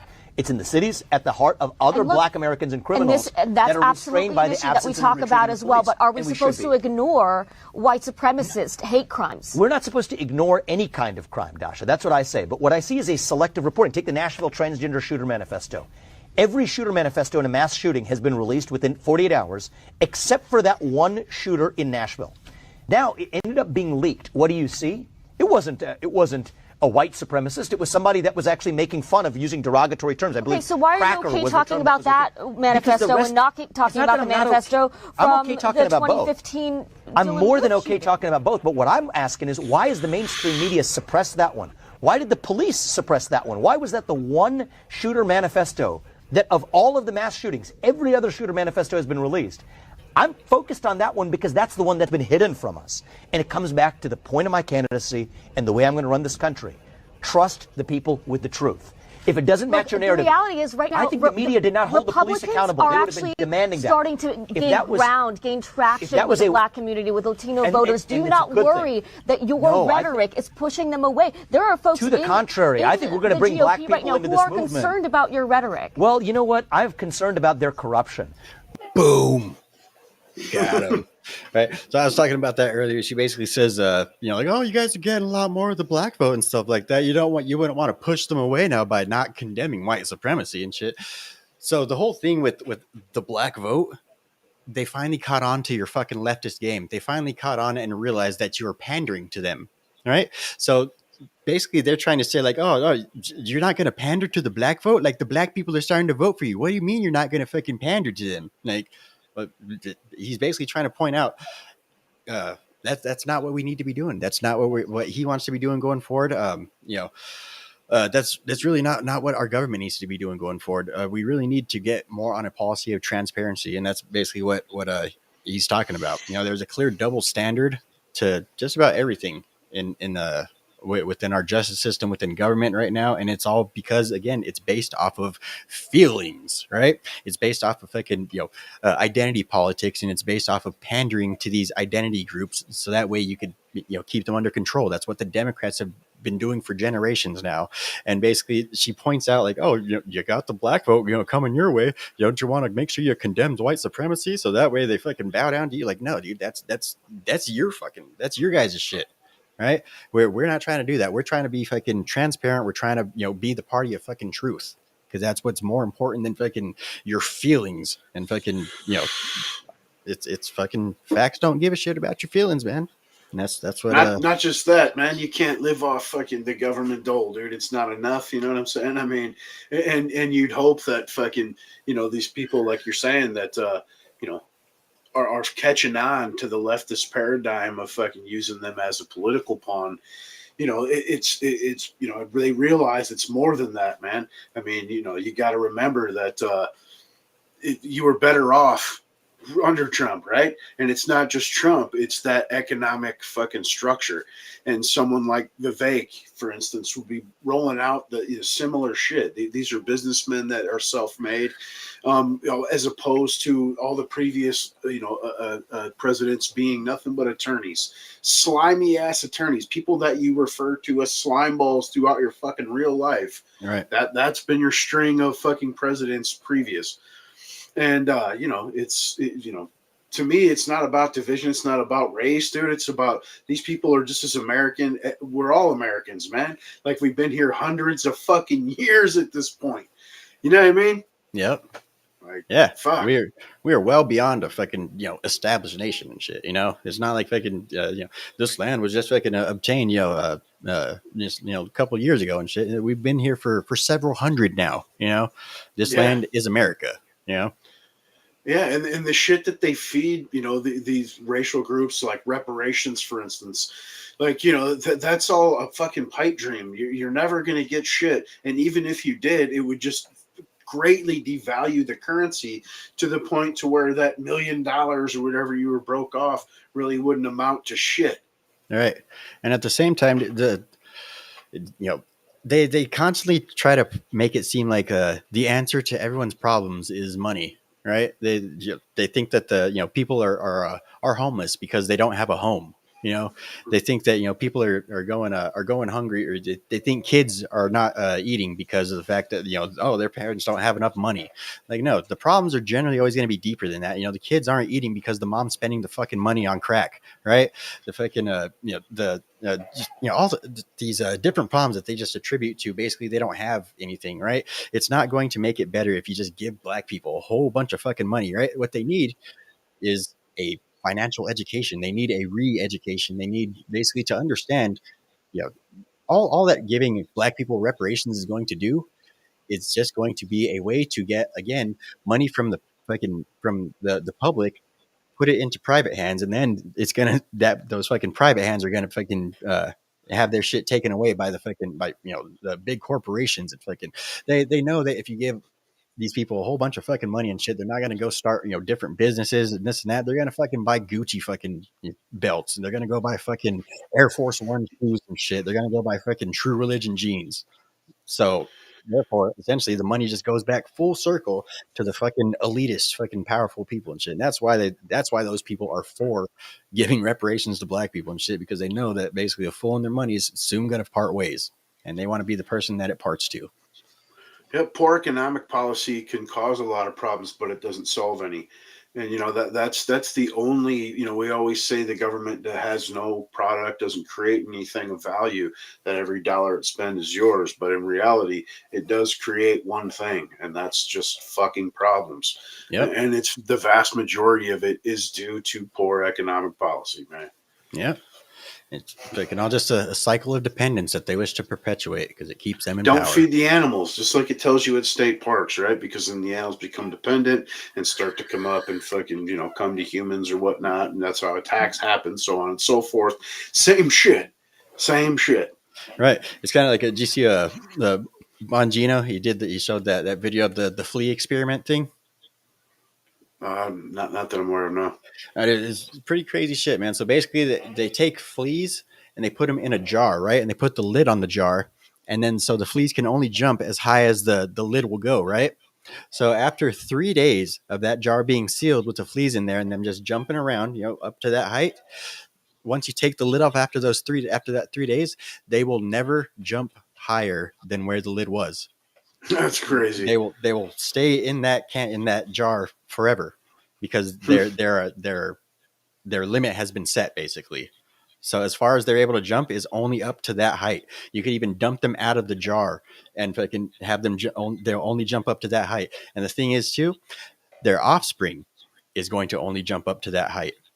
All right? So basically that's crazy. That's what they do with us, is they limit us, right? They keep us dependent. They basically have people to where they actual fucking communities and stuff thinking that they can't afford to feed themselves if the government doesn't give them their food stamps, or the government doesn't come in and assist them in that type of shit, right? So basically they put us in this jars, they set a fucking lid on top, and now these people will never try and jump any higher. They won't ever believe that they could do anything without fucking big brother government, basically coming in and assisting them, because of the fact that they've been, demoralized. They've been fucking, trained, basically.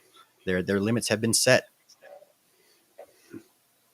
And and a shorter analogy is fucking like the horse, man. You got a 500-pound fucking beast, a solid fucking muscle that you could tie off to the smallest limb after it's been fucking tied up a couple of times.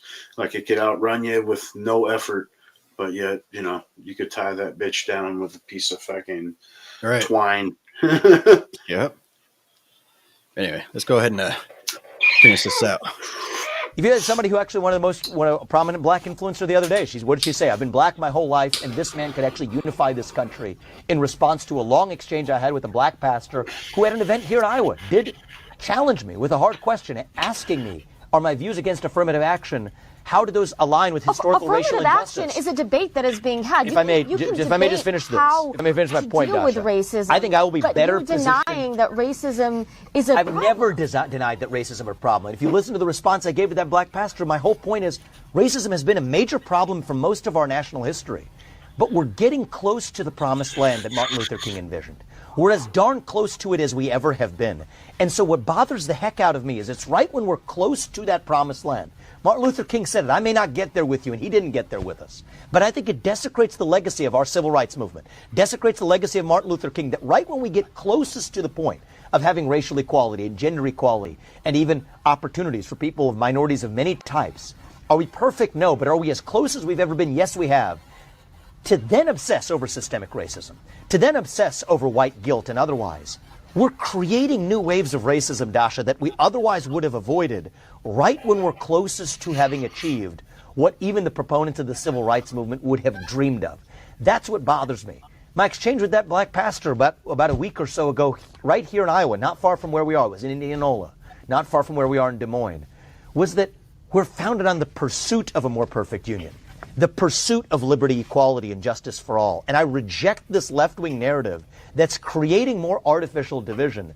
So I believe I will bring more black and Hispanic voters into our movement, not by saying fake poll-tested slogans, but by speaking the hard truth that we've been imperfect in our past, but let us celebrate the progress we've made and reject the media's cherry-picking narratives to actually get to the truth of the matter. And now if we care about black lives, the things we're going to do isn't obsessing about white supremacy. It's actually fixing the problems in our cities, which I will do as our president.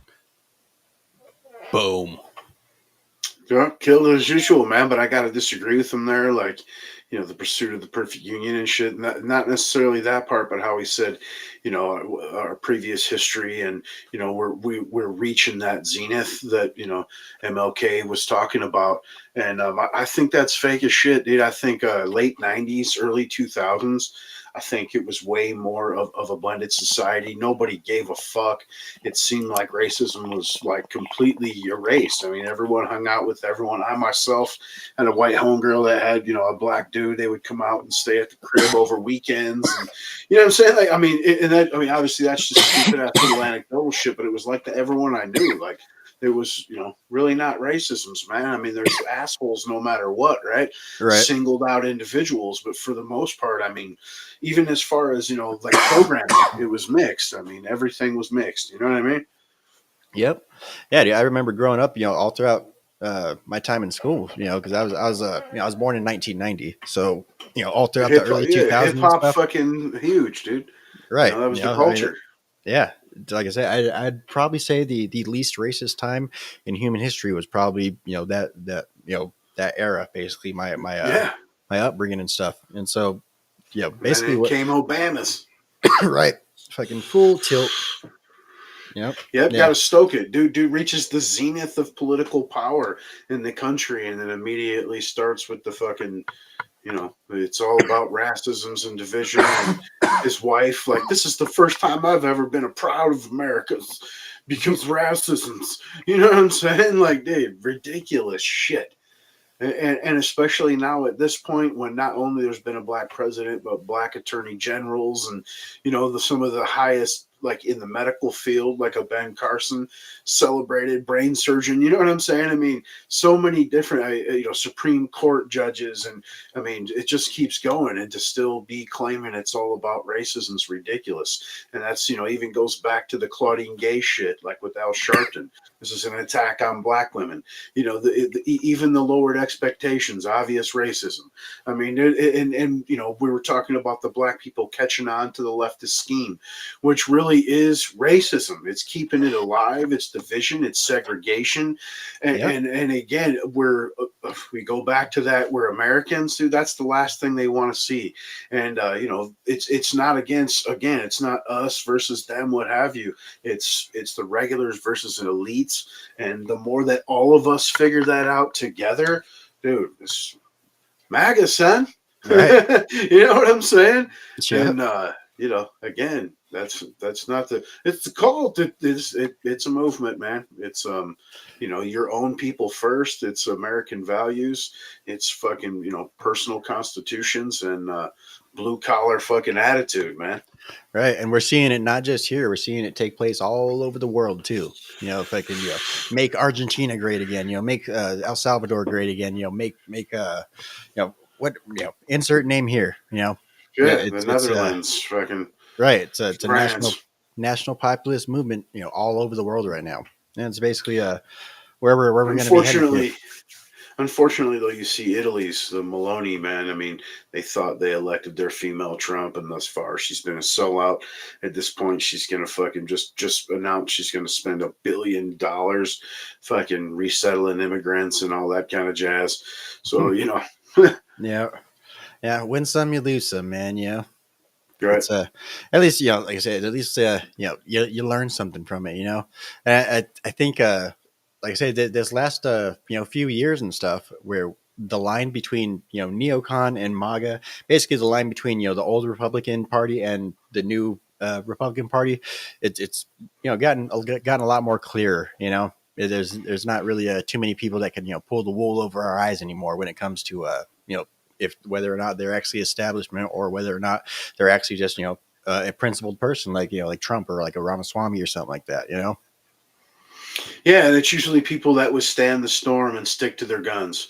When you Right. got them out here apologizing, man, or what have you, or saying stupid shit, and then having a cover up team immediately come out, that's when you know there's an issue, right? Like you got your old Nikki's Haley's out here, just has been saying dumb shit for years, from the old NASCAR Bubba Gump incident to fucking Smollett to why the Civil War was fought.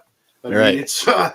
I mean, she's And then again, obviously the whole Civil War thing. People in the know, people that are up to date on the political incorrectness. I was looking for. I got a politically got a guide to politically incorrect history somewhere on my shelf back there. But those of us that are in the know, are aware of the Civil War. It was more about states' rights and stuff like that. But the obvious fucking answer when you're running for the fucking president of the United States is the same fucking bullshit that everybody was fucking told in school. It was fought over slavery. It was, Lincoln came to free the slaves. That's the only reason. at least that's the first thing you mentioned. You know what I Right, mean? You can go on to a little more details, but that's got to be the immediate. right, right. I mean, it's common fucking sense, dude. Like, Yeah. And then again, just her comebacks. She's not quick witted. She's not like a Trump. She's not quick on her feet. That whole like her 6-inch heels or whatever. It's for ammunition. Like I still do not understand what the fuck she was even trying to say. Like, I mean, I get she was trying to do like a tough like, oh, I'm a military Like neocon, right? But yeah, like yeah, I don't know if I could. Yeah, she's just not it. And I think we're starting to see a new uh, class of politician, coming into the field, and it's basically you can't just go out and fucking do those couple little sound bites and stuff anymore. You can't just go out and do these little puff pieces and all that type of stuff and get elected. You actually have to go out and you have to be quick on your feet. You have to be have candid conversations with people. Like we said, like we've been saying basically since the beginning of the show. Mainstream media is dying. Basically, the way that things are going to be going moving forward, it's going to be through influencers. It's going to be people that are not paid fucking shills. Basically, it's going to be the legacy media is going to be dying, and it's going to be people getting their information from the Timcasts, or people going to be getting their information from the Bongino shows, or people from here or there, from Jimmy Dores, from whatever. You're going to find your favorite person and stuff, and basically their opinion is going to end up filtering down to becoming your opinion, right? And yeah, so basically if you're not quick on your feet and you're not able to answer the tough questions right away, and say it with some principle behind you, then yeah, you're not it. And that's I think we couldn't have anything better. I think shit, it's the best thing that could happen to politics in America. If you answer a question where even your inflection sounds like you're asking a question, dude, just sit down, man. All right. You know what I mean? Really, then you're immediately going to be compared to fucking AOC types, which is an obvious, like, proven actor that was just hired for the position, and the same as Nikki Haley. You know what I mean? She is an ambassador for Israel. You know what I mean? Running for fucking president of the United States. She's a tool of the war machine. Left her UN position, being in 6-digit range, now worth about $10 million, and all comes from serving on boards of the fucking Raytheon or whatever. Yep. It's the fucking the legislation, the fucking corporation fucking pipeline, man. Yeah, and if to me, if a candidate isn't a grassroots donation machine, I don't want anything to do with it, man. If they're got these massive corporate sponsors, that's how you get your Joe Bidens, your Nikki Haley's, your fucking Hillary's, Clintons, and whatnot. Right. You know what I'm saying? I mean. And at this point, I mean, with elections costing over $1 billion for someone to run, I mean, it's got ridiculous, man. Yeah. I mean, it's supposed to be a government, by the people, for the people, and that's the exact opposite of that. Right. It's the fourth branch of government. It's the hidden hand, man. You know, it's the donor class, the elitists. You know, it's the Black Rocks. You know, the Vanguards. It's all those people. You know, those are the people that are Soros is actually the Kochs, the fucking right. the goddamn You know? Sam Bankman-Frieds. Yep, those are the people that are actually in charge, and the reason for that is because they fucking finance the campaigns of both fucking sides. You know, it doesn't matter who wins; either way, I win. You know, and that's what our American oligarchic system has become. And that's why they hate people like Trump and Vivek, because they're Right. they're billionaires. They can't be bought. They They can don't tell have these to people listen go to you. fuck themselves. Right. Yep. Why they're out here suggestively fucking programming fucking you to think about the death of Elon and Trump and whatnot. Right. And we're also seeing that you don't have to be a fucking billionaire to get a grassroots movement behind you. You know, as we're seeing with people like Matt Gaetz and stuff. You know, he's all off of fucking voter donations, right? Yeah, 100%. It refuses corporate dollars. Yep. And whether you like the guy, hate the guy, disagree with his views or whatever, I mean that says something, man. Fuck And yeah. even Bernie's, I know Bernie likes to run around and say it's grassroots, and yeah, he gets a lot of grassroots donations for the simple fact that you got the idiots from the Frankfurt indoctrination machine. But believe me, those corporations have been there for him. You're right. Yeah, fucking. So let's see. So speaking of people that are going to be having to, quick on their feet and answer, some of the tough questions and shit. Do you see this video? It's an atheist that basically asks Ramaswamy, yeah. Well, we'll let you check out the video. It basically asks him, what his ideas on like separation of church and state, or the religion and politics and stuff like that. And he gives a pretty good answer. Have you seen this one yet? I'm not positive. Let it roll. Question I have that's bigger is what actual line could you tell an atheist, secular, that would appeal to them that's not a kitschy conservative catchphrase? Okay, I'll tell you this. The wokeism and all that. No, what we see is a government that is propping up Christianity, that is excusing Christianity's bad actors, that isn't doing anything to fight Christian nationalism. So here's what I believe. There are points in our history where that would be applicable. Respectfully, I don't think that's actually a major threat in this country compared to the threats that I named. But Christian nationalism. But you don't feel that's it. I don't feel like that's a major threat right now. I feel like wokeism is Right.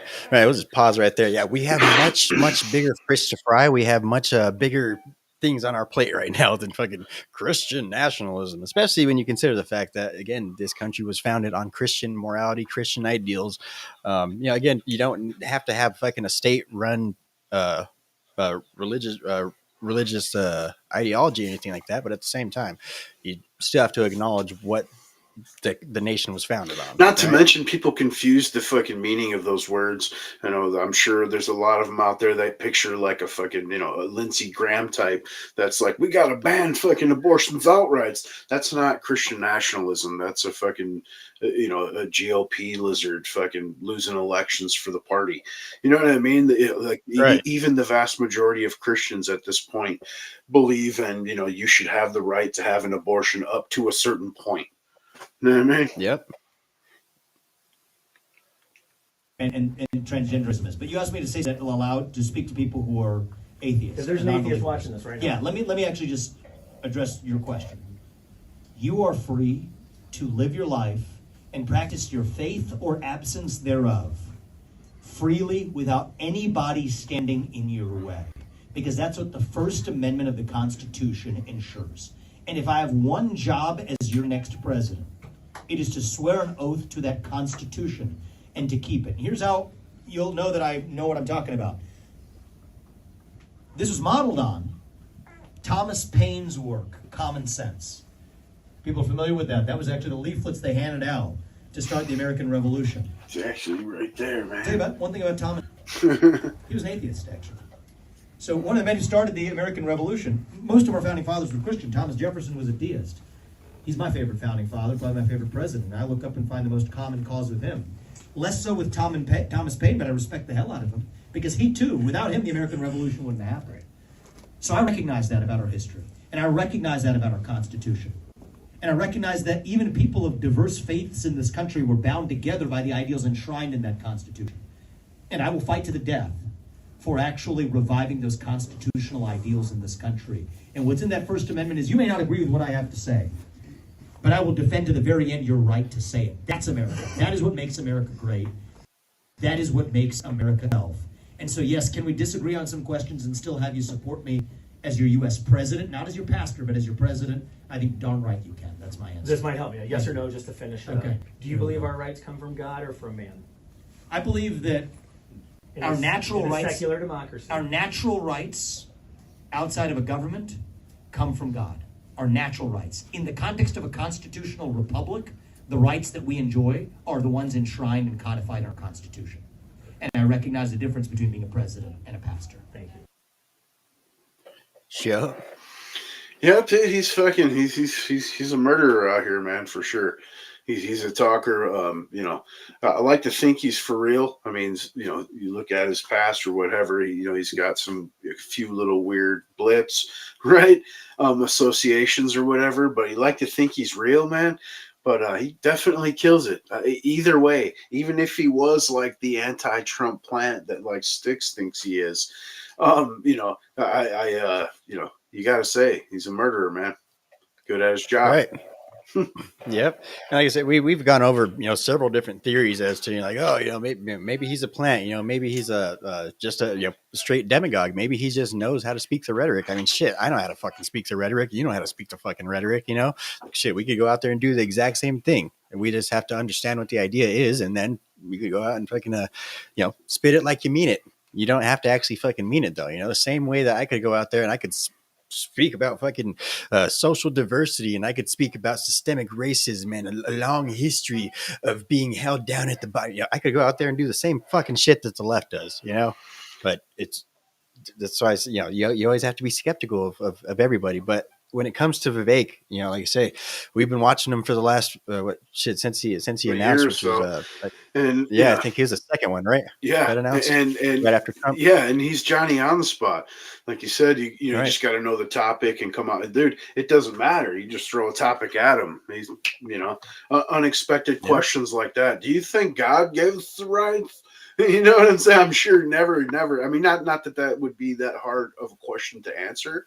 Well, he did it good, eloquent as usual. You know what I mean? Mm-hmm. I'm sure he never expected that question to be asked. You know what I mean? You could see him kind of do a quick step too, like with it, right at the end. For a second. Yeah, like he has to actually think about it for a second. He doesn't just blurt out like oh no, or he doesn't just blurt out what the person's expecting him to hear. He actually says what he's meaning. And codified in our Constitution, and I recognize the difference enshrined and codified in our Constitution, and I recognize the republic of a government. Our natural rights, secular democracy. Our natural rights outside of a government come from God. Our natural rights. At the very end, your right to say it. That's America. That is what makes America great. That is what makes America itself. And so, yes, can we disagree on some questions and still have you support me as your U.S. president? Not as your pastor, but as your president. I think darn right you can. That's my answer. This might help you. Got yes that or no? darn right. Okay. Do you believe our rights come from God or from man? I believe that. See, right there. He says, I believe that. And then you can see right now he's going to kind of like think for 1 second. And then he's just right back. Watch. Our natural right. Oh, right there. Like 1 fucking second. I believe that our natural right, like that fucking quick, dude. Like you could see he had to think about it for a second. He had to think, how can I word this right now without fucking, immediately turning this guy the fuck off. Right. Yeah. And shit, whether again, like you said, whether he's speaking just purely out of principle or whether he just knows the right thing to say. Shit, the dude's a fucking brilliant. Like I say, whether he means it or not, just the fact that you could spit that shit that fucking quick, dude's fucking dude seems like he's the right person for the job. Shit. Yeah, it's too bad. I mean, he's out here like, I'll pardon Trump if I become president, yada yada. But at the same time, he's like, I don't want no kind of second fiddle job, nothing to do, with the admin, basically. Right. Right. Yep. But he Yeah. basically said he will endorse him if that's the case. If he's the nominee, then he'll endorse Right. Trump. Yeah, I think he might just, maybe, he probably does have that, actually just, in it to win it attitude. Or again, there's still the possibility that, he's obviously running for president. He's not going to say that, I'd be cool to be vice president. Like, that's not a good look when you're actually trying to go out and put on this persona. Right. So, again, like I said, in the couple episodes ago, I really hope that he would be willing to take a job as a position as vice president or just somewhere in the cabinet, again, just so that way we could see how he actually is in action, not just, see him actually walk the walk rather than just talking the talk. So again, I'm just really hoping that he doesn't let perfection be the enemy of the good. He could be the right's fucking cringe. You know what I'm saying? Right. He could be the Right. Republican minority fucking secretary for press secretary, and but that's way too Yep. low for a billionaire. Obviously, Right. I'm sure he would never even consider that position, but it'd be hilarious. It'd be fun. You know what I mean? Comical every day. Yeah, I mean, shit, obviously, I'm still hoping that Kerry Lake wins the senator spot here in Arizona, but if not, I think Kerry Lake would be awesome for that fucking spot too. Yeah. The press secretary. Yeah. Yeah. Yeah, she got a media background. We've seen her on the campaign trail handle the media like a pro. Yeah, So. dude, I thought more about it. Like I said, dude, for VP pick, I would definitely go with like a Napolitano or something, man. Someone that's older, Right. doesn't give a fuck, constitutionally minded, fucking has been through the jurist fucking prudence fucking washing machine for many years. Ex Supreme Court judge, dude. I mean, he could really fucking do some shit. I think, man. Yeah, shit. I agree, man. Yeah. Yeah, I mean, and he yeah. would also too. They talk about like the appeal, like that's why he rolled with Pence, and that's why some people are saying Nikki Haley dumb shit, right? But is to appeal to that establishment or like middle ground Republican and shit. And I think Judge Napolitano would do that, man. Yep. Yep. Yeah, I believe so too. Yeah, that is still a large part of the base, And again, I think Trump's pretty much unstoppable no matter who he picks. But again, it would be a wise choice, and definitely much wiser of a choice than someone like Nikki Haley. Yeah, I don't even think he's considering that. I don't either. Yeah, but you've seen he just recently commented that no one ever elected a president on who their VP pick was. So basically, he's saying like, don't even fucking matter. This is the Trump show, dog. Right. Yep. Yeah, if I can, one thing that Ramaswamy does kind of serve a purpose as just being in the campaign period is he's the only MAGA candidate besides Trump. Right. Yeah, because I mean, DeSantis has showed his true colors, especially today, coming out saying the J6s, they're not patriots. You know what I mean? They're not patriots. Right. And that's fucked up. Like we were saying earlier, especially the tapes that have been released when they shows that they were provoked, dude. That the cops didn't even say shit. They just started firing flash grenades and shit into the crowd. Yep. Yeah, fucking J6 was an inside job. Right. Yeah. But he Ramaswamy is one of the few people out there that really solidifies that it's not just about Trump, it's a movement, Right. Yeah, he's just like I keep saying, he's just the avatar, man, the current avatar. Even the MAGA shit obviously came from Reagan. You see his latest campaign ad, it starts off immediately with Reagan's voice. He knows it's a movement, man. And that's why he's using that symbolism from the time, like I said, he's just like trying to return it back to fucking the opulence of the 80s, the 90s, of this myth of America. Yeah, it's a dope fucking ad, man. It's like I said, that one goes hard. Yeah, but of course it's going to be called racisms in the fucking media out here, of course. Yeah, everything's fucking racisms and shit. The good thing, like I say, it's become so watered down. Like it's become so watered down. It's to the point where they're saying that This is the face of white supremacy. This guy's a fucking MAGA Nazi Christian, white Christian nationalist. Fucking, he wants to throw all fucking brown people, black and brown people into fucking camps and execute everybody. Like, this is the person that they're talking about. The same with Larry Elder. He was distinctly the example they used. I believe it was New York Times. And he was running against, the Los Angeles Times. He was running against fucking old Newsom for the governorship and the recall. And they said the new face of white supremacy. And they fucking straight up had Larry Elder, a black guy that's from fucking like Compton or some shit, man, Long Beach or something. Yeah. Fucking the whole racism things are fucking basically the far right and shit like that, or fucking conspiracy theorist. That label is starting to have the Streisand effect. Right. You know, and basically the don't listen to them. That guy's a conspiracy theorist. Well, immediately everybody wants to hear what the fuck he has to say now. You know, like fucking Alex Jones. Fucking everybody knows who the fuck Alex Jones is now. You know. Yeah, like, and that's how it started. Like that originally, it was the alt right, and you know they lumped like fucking what was his Richard Spencer with like Charlie Kirk and fucking you know you know what I mean, and Alex Jones. Like this is the alt right, you know what I mean? And now of course it's you know the MAGA's extremesies. Right. The biggest threat to the world has ever seen is fucking tomorrow, MAGAs. The anniversary of fucking the death right. of democracies. Democracy died that day. Yeah, you guys just lost your fucking minds that day. Right. Those Kamala's words. There's some dates that you just always remember. Right. Pearl Harbor, 9/11, and January 6th. Oh Jesus, man! The good thing, like you got the president that fucking you know just told you that to go, you know, people that own guns, they think they're there to defend themselves against the government. You need F-15s, you need a nuke, but then they're like fucking unarmed retards taking selfies inside of the velvet ropes of the Capitol, almost destroyed the Republic, dude. You know what I mean? Right. Fuck. Fucking complete fucking idiocracy, man. Fucking right.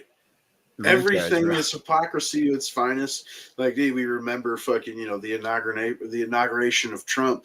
Like, you know, they burned down half of DC, man. I mean, dude, I love posting videos of that. It gets removed on most platforms, but you can find them. They're there, especially on the X's. good old lefties, man. The one thing they're good for is burning shit, going fucking ape shit and fucking flinging their own shit in their own fucking cities. Mostly peaceful, dude. Right. Shooting heroines. Yeah. Yeah. I remember I made a video a while back, like a fucking year ago or something like that, basically where I made the argument that Trump losing in 2020, fucking all the indictments, fucking all of this shit was necessary. Like this all needed to happen, you know, is all, you know, it's, all of it was fucking necessary and shit. And basically that this is what is going to, open people's eyes up to the hypocrisy when it becomes this big and fucking blown up and shit like that. That, you know, that's what, you know, again, like I said, turn Trump into the martyr that he is, you know, that he's becoming. You know, so I say this, the argument could still stand. Trump could be the deep state. He could be orchestrating all of this himself. Yeah. Right. We live in a republic, all right. A banana republic. No, it's fucking, you know, you hope they don't kill him before fucking November, bro. It's at that point right now. Yep. Yeah. But you know, like I say, either way, I mean, again, you know, you don't want Trump to die. You know, that'd be fucking, you know, horrible fucking day for America. But like I say, I think, you know, he's done what needs to be done. You know, like I say, he's created a movement, and it's not going to stop at his death. You know, they can't fucking kill an idea. You know, they can't kill a feeling. So it is what it is. Like they say, think on feelings, man. Right. Yeah. It's one step away from spirit, man. Right. Yep. You could fucking take Trump out. You could lock him up and all this shit. Like it's not going to fucking stop anything. You know? Yep. I'll vote for him for a fucking jail cell, man. Right. His ass in, bro. Yep. Like I say, they've as Dan Bongino likes to point out, you know, they've shown their ass. They've shown who the fuck they really are, you know? And like I said, I think it was all kind of necessary type shit that needed to go down. And that's why we're seeing them in full panic mode right now as they start to as it sinks in and becomes real to them that Trump is going to be the next fucking president. You pieces of shit. Yep, I think it's finally starting to fucking sink into them. It's fine, they're we just saw fucking back when Colorado moved to take Trump off the ballot. That's when we noticed that it finally became apparent to them. The more that you go after Trump legally, the fucking more popular he becomes, and so that's why everybody on the left was, as soon as fucking Colorado went to move him off the ballot, to remove him from the ballot, everybody on the left was like, why are you doing this, dude? Like, you're gonna make him stronger. Just stop. Like, but then the Maine, you've seen, Maine immediately did that shit. We'll see, like you said, dude, Supreme Court just said that they're going to take up both Maine and Colorado. So we'll see how it goes right now, man. I'm a little fearful for the simple fact that, like we were saying earlier with the death threats against like Brett Kavanaugh when they fucking overturned Roe versus Wade, the fear of that to their families, shit like that, the fact of the pressure of them to recuse, and then the fact that they don't want to seem biased. So it would be really easy just to fucking, side with the complaint rather than the defendant in the case, man, when it's a clear cut abuse of fucking the Constitution. Nowhere in the amendment does it say anything about the chief executive. All right. It's a fucked up situation right now, man. You don't even know, how it's going to go, bro. They keep saying 2024 is going to be wild out here, dude. It's going to be fucking fireworks and fires. For real. That's all. Yeah, that's all I see. And of course, across the country, in different places, they're trying to, bring in illegals for police officers. You have like 17 states or something waiting in the wings to see what the Supreme Court says so they can follow suit and remove them from the ballot. And, so ground troops getting at the ready and, everything just waiting on a few people. Yeah, it's coming down to the fucking wire, man. It's down to the 11th hour. The funny thing is, the Democrats are starting. They're actually going on air and admitting we can't beat him democratically. We have to fucking get him legally removed from the ballot. Yeah. Like, they're actually admitting that. Like, we can't fucking beat him. Nothing we've tried has worked. The only way to actually fucking they're basically, the Supreme Court is their only fucking hope at this point. Yeah. Yeah. Like I said, hence the pressure campaign to recuse, man. Yep. Yeah. So the one good thing that we're seeing, though, on the right side, at least, we're starting to see at least some of them fighting back. Well, at the same time, the left with desperation, it's more madness. Like, I don't know if you've seen today where they showed a memo that Jack Smith was pushing around, and it's basically saying that if Trump gets back into office, that he's going to have a State of the Union address where he's going to declare basically death sentences on sitting congressmen and senators, and MAGA supporters are going to pull it off. You know what I'm saying? Ridiculous shit, dude. They're just coming up with the craziest cockamamie fiction. Yep. Like, for real. Like, they're at home reading fucking 80s fucking, fiction books and coming back and putting out memos and press conferences and shit and almost verbatim or some shit. And shit, quite frankly, I think it's fucking hilarious. The only thing that's scary about it is the fact that they have control right now. Yeah. They have control for the entire next fucking year. And that's the scary part about it. We have 365 days. I don't know if this is a leap year or not, but basically we have 1 year from today to fucking make sure that Trump does not get inaugurated on January 6, 2025. So we have 365 motherfucking days of pure fucking chaos.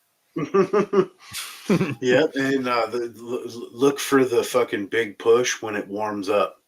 When they can get the foot soldiers out to mostly peacefully protest and fucking burn down Wendy's and Targets. Pride Month is going to be fucking...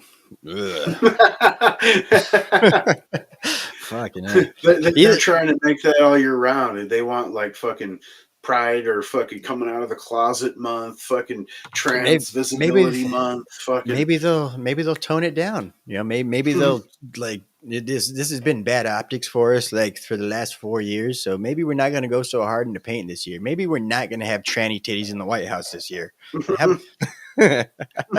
Yeah, I doubt it, but yeah, it's a possibility.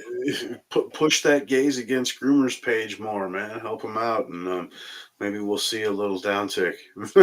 Right. But hear that out there? Gays against groomers. Right. They're doing the Lord's work, okay? Right. But yeah, so again, one good thing that we're seeing coming out of Congress at least is they're saying that they're going to hold Hunter Biden in contempt of Congress for basically talent. Yeah. Again, the whole thing was fucking ridiculous. He basically said that he's I'm going in there to go talk to Congress right now. If I can went out and did a press conference on the steps and then got in his car and left. Smashed up. I'm not afraid. I'm here. I'm ready. And then he gets in his car and he's like, "What the fuck was that, man?" So yeah, basically, at least we're starting to see a little bit of fight on the conservative side, on the from the GOP for the first time in ever. Yeah, at least a minimum of a show of force. It very well could just be trying to play into election season, of course, but you hope you see some repercussions from repeated fucking transgressions, man, where there's absolute proof, regardless of how CNN likes to do their montage of it's there's no evidence. There's absolutely evidence. Bank records, transfer records, purchases, all sorts of shit, man. Porsches for favors, good times out there. And if the Trumpsicles eyewitness testimonies and shit, yeah, and people love to point out, like you were saying earlier, like them, comparing, the Biden family business, the one stark difference, just the immediate thing is everything Trump's is publicly declared. You know what I mean? Like it's all been taxed and like, it's there. And while the Biden shit, you only know about it because of whistleblowers and leakers and shit. Yeah. But yeah, if I can, I don't know, man. If I can, hopefully we'll see some good stuff coming from Congress, this year. They like to keep pushing the whole thing like, oh, Congress didn't do anything. Congress didn't get nothing done. They had fucking the last 2 years that they've had control of Congress and shit, and they didn't do anything. Like, yeah, that was the point. that was it. They're not going to get anything fucking passed. The only thing that they can do is fucking start fucking going after impeachment inquiries, start going after Hunter Biden, start funding. Right, and fucking stop spending shit. That's not a bad everyone thing. will trip about the high cost of things and the national debt just going over 34 trillion, right? But when Republicans try to cut spending, it's they're bad guys. They only like the riches. They're racisms, and and again, every policy they try to get passed, like they've already put out a border security package fucking months ago, and the Senate refuses to bring it to the floor for a vote. Yeah. And and we know that Biden wouldn't sign off on it, but at least that would make it official. It wouldn't just be right-wing conspiracy theories. It'd be literally, look, this dude refuses to sign any funding that secures the border. Yeah. But like I said, at this point, dude, fuck it. I'm willing to fucking go through a whole nother year of fucking bullshit fucking Biden policy and fucking all this shit that's been just for the coverage. No, not that, just because it's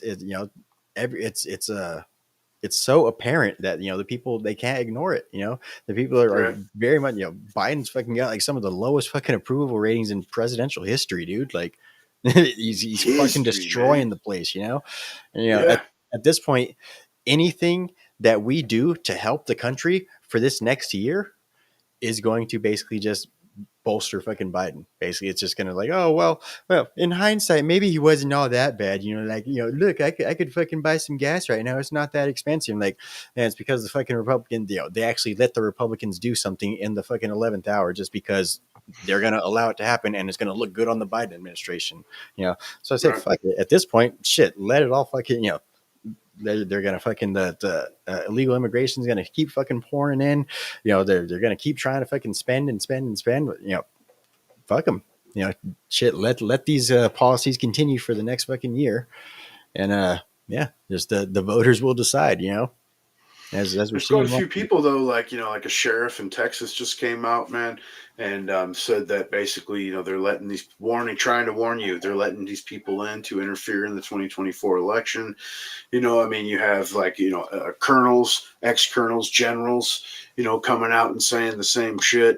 This is all a systematic thing to deal with this election. They're bringing them in to fuck with vote totals and shit like that. And of course, the mainstream media, you're conspiracy theorists, but yet we've on this channel, on my channel, we've showed pictures of the government rolling out holographic IDs for them at the border to subsist them until they get to their Democrat stronghold where they're handing out driver's licenses and whatnot.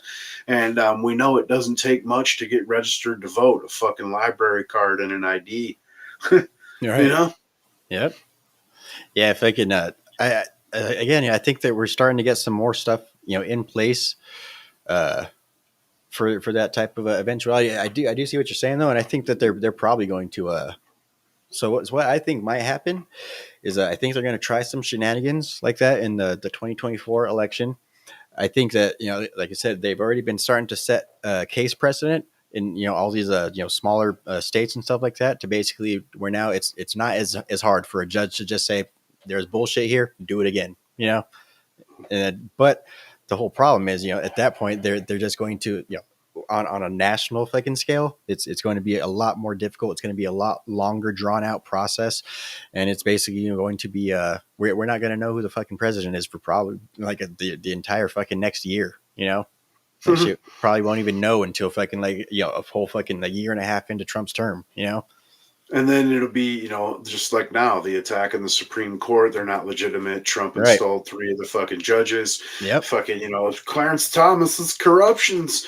I mean, it's going to be constant shenanigans. And I think if, it comes out that Biden's win, the right's not going to accept it and vice versa. And, like I said, fireworks, bro. Fireworks that's starting fires. Yeah, like I said, if we could track the logical fucking next places that it's going to that it would go, fucking they're gonna have shenanigans here, and then they're gonna set this case precedent, whatever, dude. I like I say, I honestly think it's getting to the point where it's gonna come to blows. Yeah, I mean, you want to hope it's not that, but we're already in I believe, active warfare, man. It's just now it's information. You know what I mean? And they ready you and themselves for fucking active warfare by the fact that, again, this is not conspiracies, was very easily verifiable on any search engine. You got the mass elites right now digging fucking, fallout shelters for themselves. I mean, you see like the one Zuckerberg just did in Hawaii, you know what I mean? Cost millions of dollars, bro. And people that you wouldn't even expect. I mean, I've seen several articles about it. And, they're doing that shit for a reason. People don't spend millions of dollars on odd projects like that just for the fuck of it. And that's the thing about being in the elite class is, they get to know information before we do. Just right. Like everything from Epstein to JFK, whatever the case is, we find out things long after they've already happened. Yep. So like I say, whenever the collapse comes, you're not going to know until you're in the middle of it. They're never going to come out till you're starving, till you're fucking eating cat food or some shit.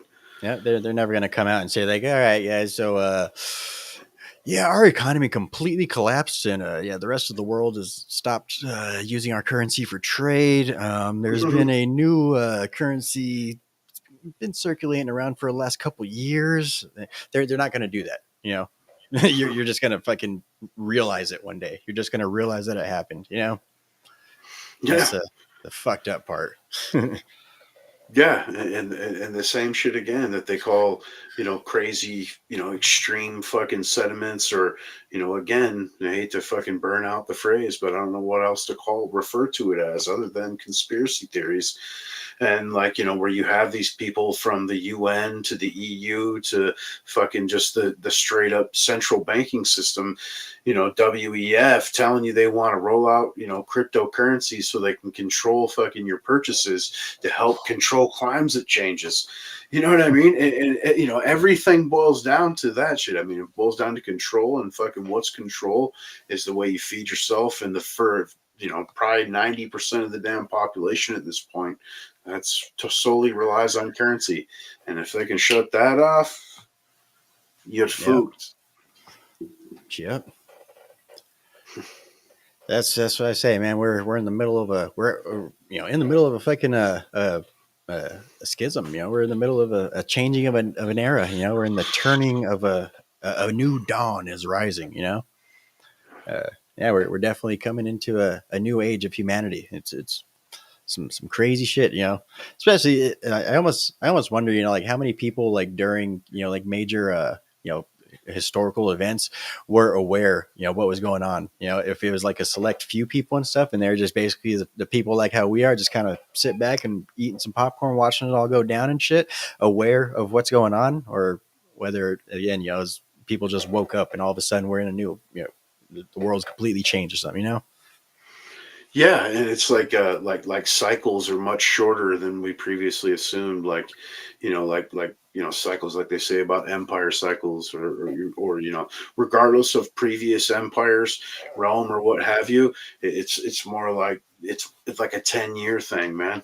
And it's zenith, up, down, and it's much shorter cycles. It's like a pendulum, that's been swinging for the last several thousand years, and just each time it gets shorter and shorter, and basically now we're at the point where the pendulum's swinging like this, like it's not doing these big long broad strokes anymore. The pendulum's gotten so far to the point where it's spinning like a fucking top now. You think more like it's the pit in the pendulum, and it's swinging, and it just keeps getting lower. It's going to cut your ass in half shortly. Yeah, you stare long enough into the abyss stares back. Right. Yeah, fucking crazy ass shit, man. Well, we've been going about 2.5 hours, man. You ready to get up on out of here?